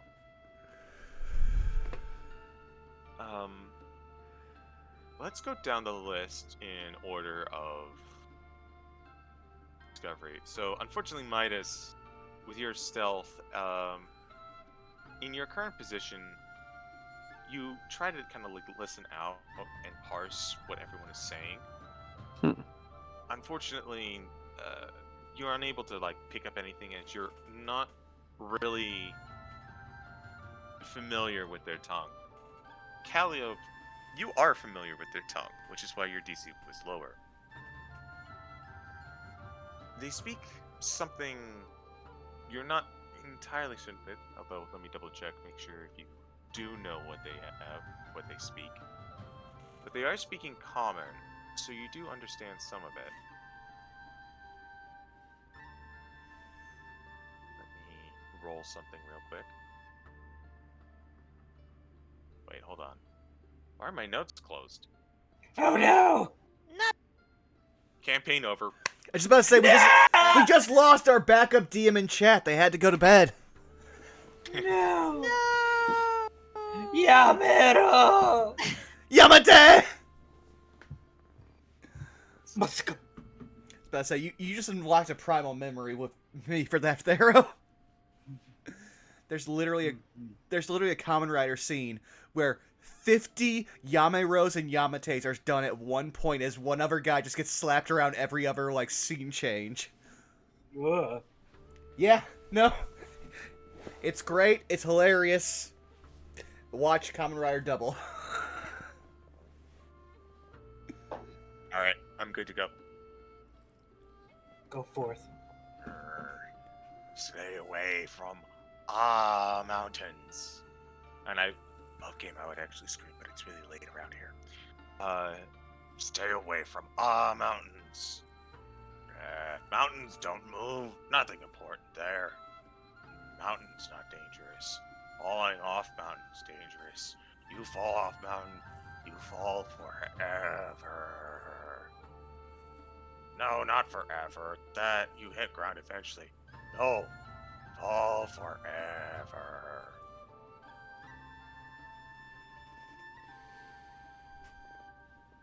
Okay. Hold on. Then up next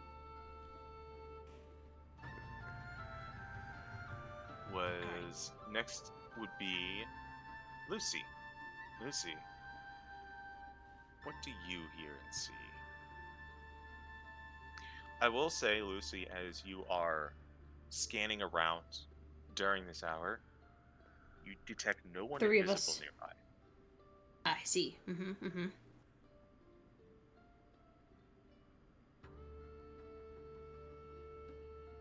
do, however, pick up on a little something from a couple of them having a conversation. Why Sharkwoods called Sharkwoods? Because there's a shark in there, dummy. Sharks. Sharks watery. Sea sharks in water. No. Shark in forest. Eat you, gobble you up. Watch me taste bad.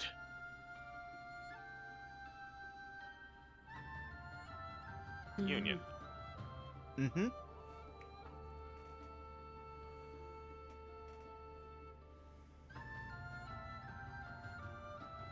Uh-huh.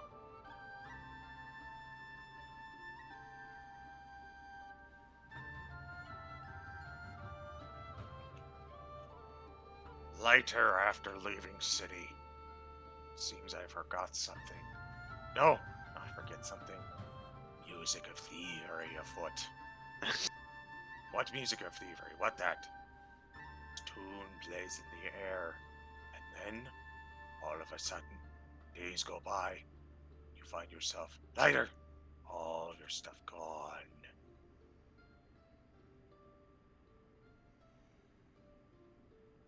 Last but not least, Zara. Yeah.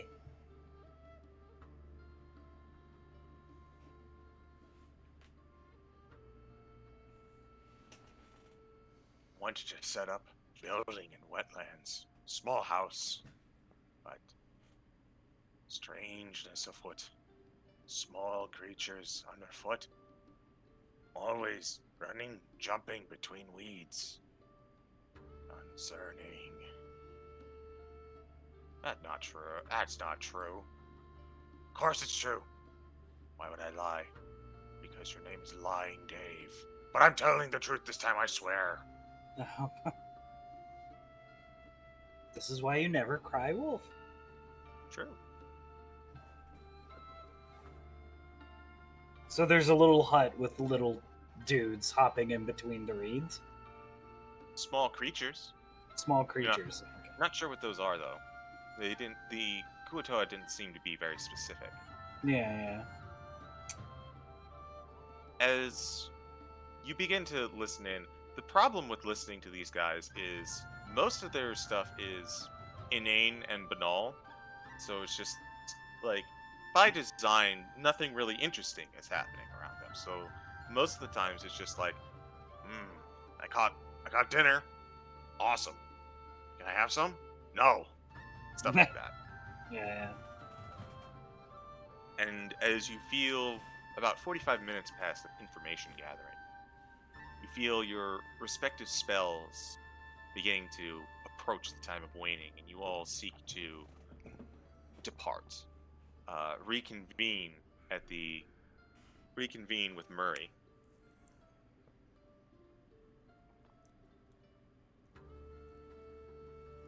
Zara, Union, Midas, you had a rather relaxing time in the ring.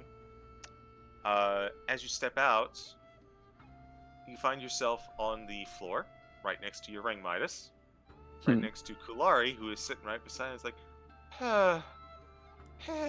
Union will reach a hand down to give them a place to sit on to rest.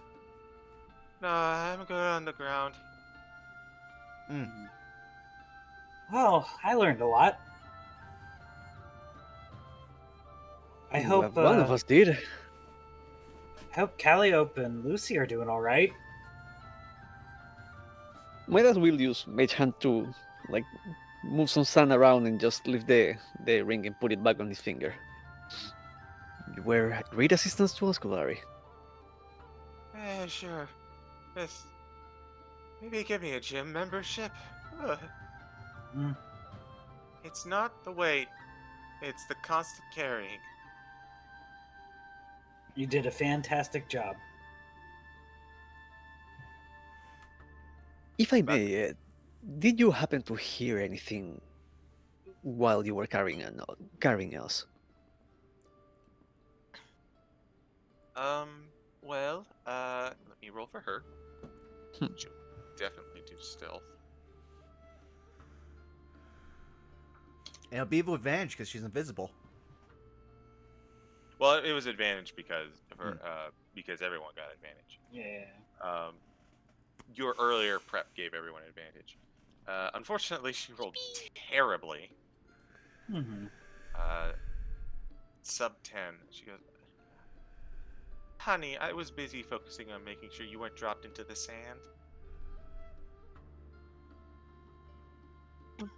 It's perfectly fine. I wasn't expecting much anyway. Just, I have to cover my bases. What does that mean? What I mean is that you were focused on what was important, keeping us safe, and I appreciate it. Got my eye on you, silver tongue. Oh, I have my eyes on you too. And he winks. Oh my god. Citric over here flirting with the Walmart greeter.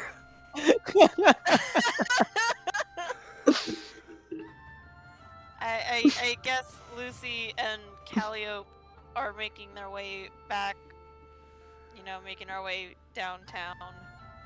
Sure. Walking fast. Faces past. Very down. Thank you.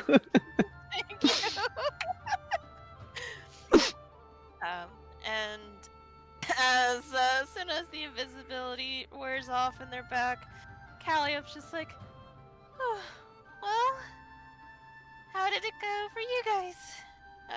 In the ring. Wow. I learned there's some hut in the woods where some creatures are running around the weeds. Some small sort of creatures. There is also a force that they do not understand that is stealing from them.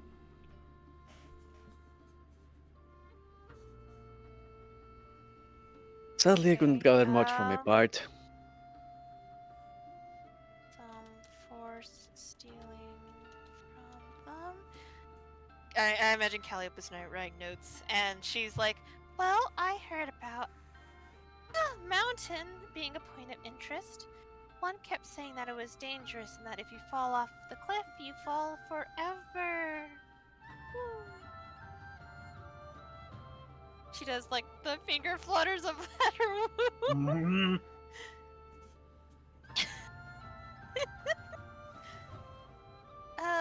Lucy, did you find out anything? Nothing useful.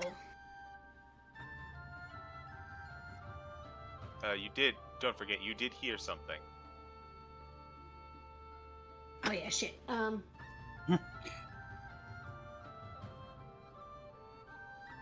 Goop was hopping into my lap a few minutes ago. I don't think I actually wrote down. I think it was Oh, the no. shark. I think it was the shark jungle thing. The shark forest is aimed because there's a shark. Something that will eat you.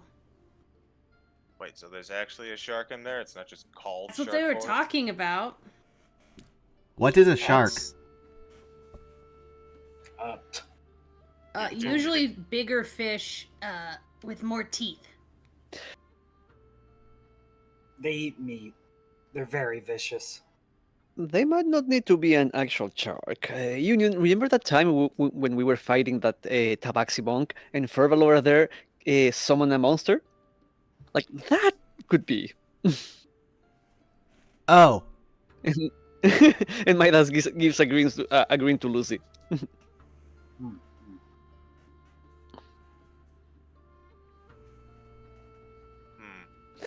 I'm talking about a bullet. Oh, right. No, sorry, he wasn't there. Oh, right, said the DM. Mhm. It could be a bullet. They are known as land sharks. And for all we know, these Kuatoa have never seen one. But they might have seen a shark before, so there's the connection. Hmm.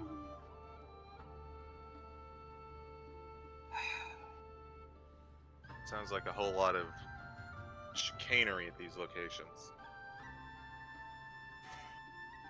More than one problem. That's a good and bad thing, after all. Remember, if this How? Go ahead. Go ahead. No, finish up. Was just going to say, well, how is that a good thing? Remember, these guys trigger when they see something flashy. That's when their fear would kick in, that's when they create something, right?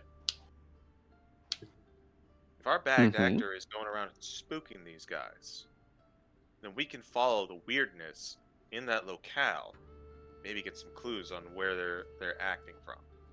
You know what I mean? It's like a footprint. Mhm. I see what you're saying. so then we have 3 locations: the wetlands, the mountains, and the shark jungle. Boy, that music that they were referring to, their home, that's underscale.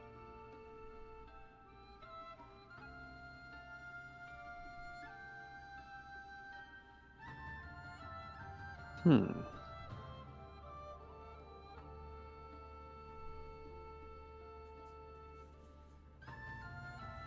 So where do we? Just by a matter of proximity, even if it sounds the least appealing, the shark jungle. It is right. It is due south, so Yes. You can start there first if you want. You ever been around that place? Used to go there for hunting. Used to. Why Haven't did you been- stop? When all this weirdness started happening, I started keeping myself even more. Can't say I know exactly what's going to be going in there, but I remember passed through it a little bit on the way, and it started to feel off, wrong, right? Well, Hmm. when we were doing so, I went into checking that one time, and I got that tingle that we all got through passing through, and I thought it would be better to scarborough off and look for food on the other side of the island.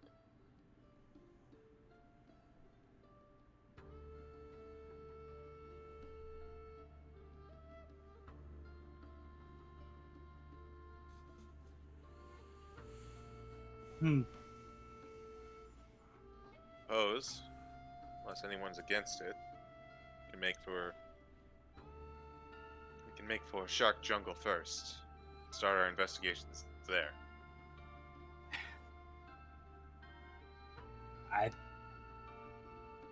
Let's do it. Let's do Shark Jungle. We'll Works have for to me. go there eventually, so yeah, best take that off the bucket list. Do we need a bucket? No. Do you want a bucket? This Unless- is a bucket. Dear God. Oh. There's more. No. No. I mean, maybe you could use that bucket to carry a bunch of shark meat in, and I can cook it up later. Oh, that sounds delightful. We gotta get ourselves a bag of holding. Do we not have a bag of holding? I don't think so. Oh man.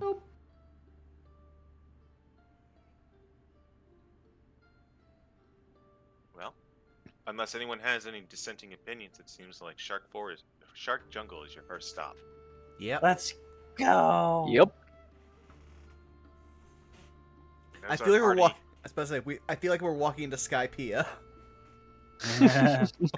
Party steels themselves for these strange machinations. Mysteries are afoot.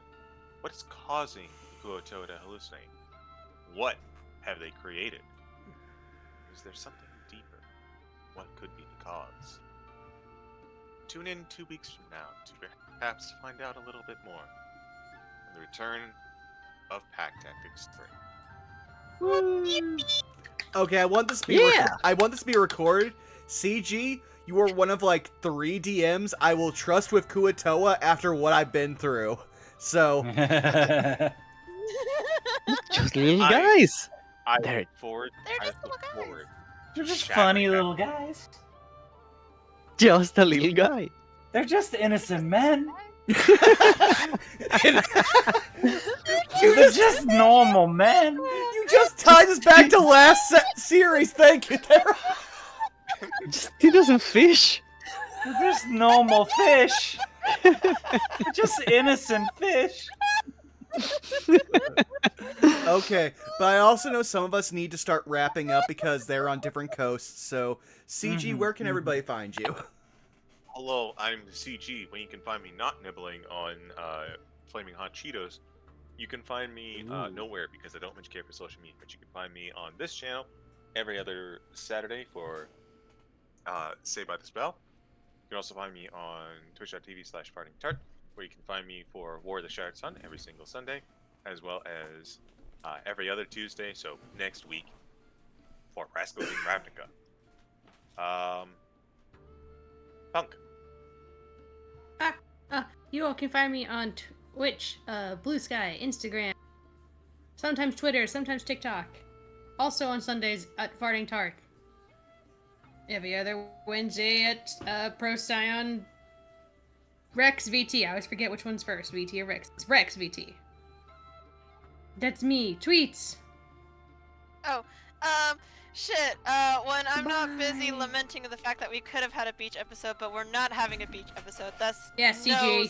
cute swimsuit. Next time. Next time. Sometime. You can. No. Oh, what? Oh, who died? Oh no. We killed Punk. You can. Oh, they had to you go. Can find me Okay. over, Yeah. yeah, they had to. You can find me over at on Twitter at Miss Tweetums, where I occasionally post, repost, retweet memes, and occasionally, once in a blue moon, post art. Well, now you have to post art because nobody's gotten to see your stuff from tonight. Shit, you're right. I guess expect swimsuit Calliope soon. I do have commissions open if you are interested, but I mean, there's other people in this call that are gonna have commissions. No. open We've or have had at least one game. commissions We've had at least one game where you did all the art for it. So no, you should also commission tweets. open. No, you know who has really good, crispy, delicious art? Therapod. That's me. Hello. What's up? Hi. Yep, y'all know. Theropod art pretty much everywhere. Twitter, Twitch, Blue Sky for Affinity, YouTube. Got a cool little thing coming out soon. .tm. Yeah, that's it. I'll pass the hot potato to Citric. Hi, hello, I'm Citric. You can find me pretty much everywhere at Citric King. Everywhere being Blue Sky, Twitter, Tumblr, not Instagram because I'm suspended from that one. So weird. Yeah, I know. Pretty busy at the moment, so not much going on like on the social media side. But other than that, you can find me here in 2 weeks playing as. Is 2 weeks? Yeah, it's 2 weeks. Sunday, playing as Humphrey for Domains of Dread campaign, and then as Midas as well in ideally 2 weeks more. So that is pretty much me, and complete the circle back with Vaughn. Yeah, hi. You've already found me here at twitch.tv/BurnoutVaughn. You can find me on Twitch, Twitter, YouTube, and Blue Sky at Burnout Vaughn, and over on Patreon at Burnout's Bar, where soon we will have some. Oh, the person I was prepared to raid just posted in the chat, so I'm probably gonna need to find someone else for us to raid. But yeah. So this weekend, only ever stream for the week will be No Love War Extra, where we try not to burn down the Windies on the moon. Okay, give me a second here. Huh? I was gonna. Why is there Wendy's on the moon? You don't want to know what's actually on the moon. We're calling it a Wendy's. Well, see, there's actually a Starbucks on the moon, and that started first, so they just kind of built a mini mall connected to it. So it's a Starbucks, Wendy's, and I think there's actually like one of those vision glasses centers there. I don't know. Yeah, well, let's put it this way. The thing we're fighting against is basically a sentient VTuber that can stream directly into people's brains. Hey, Miku? No. Well, Hatsune Miku if they were a yandere. Well, I know who we're So gonna Hatsune raid. Miku. Yeah. So Tiffany? Okay, give me a second here.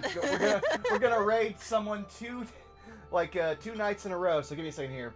do do do do do do do do. Never liked that show. Yep. Okay, one word. Gonna raid one of our friends from Those Who Wander, our other bi-weekly game that will possibly be on this cycle. So, what should our raid message be? I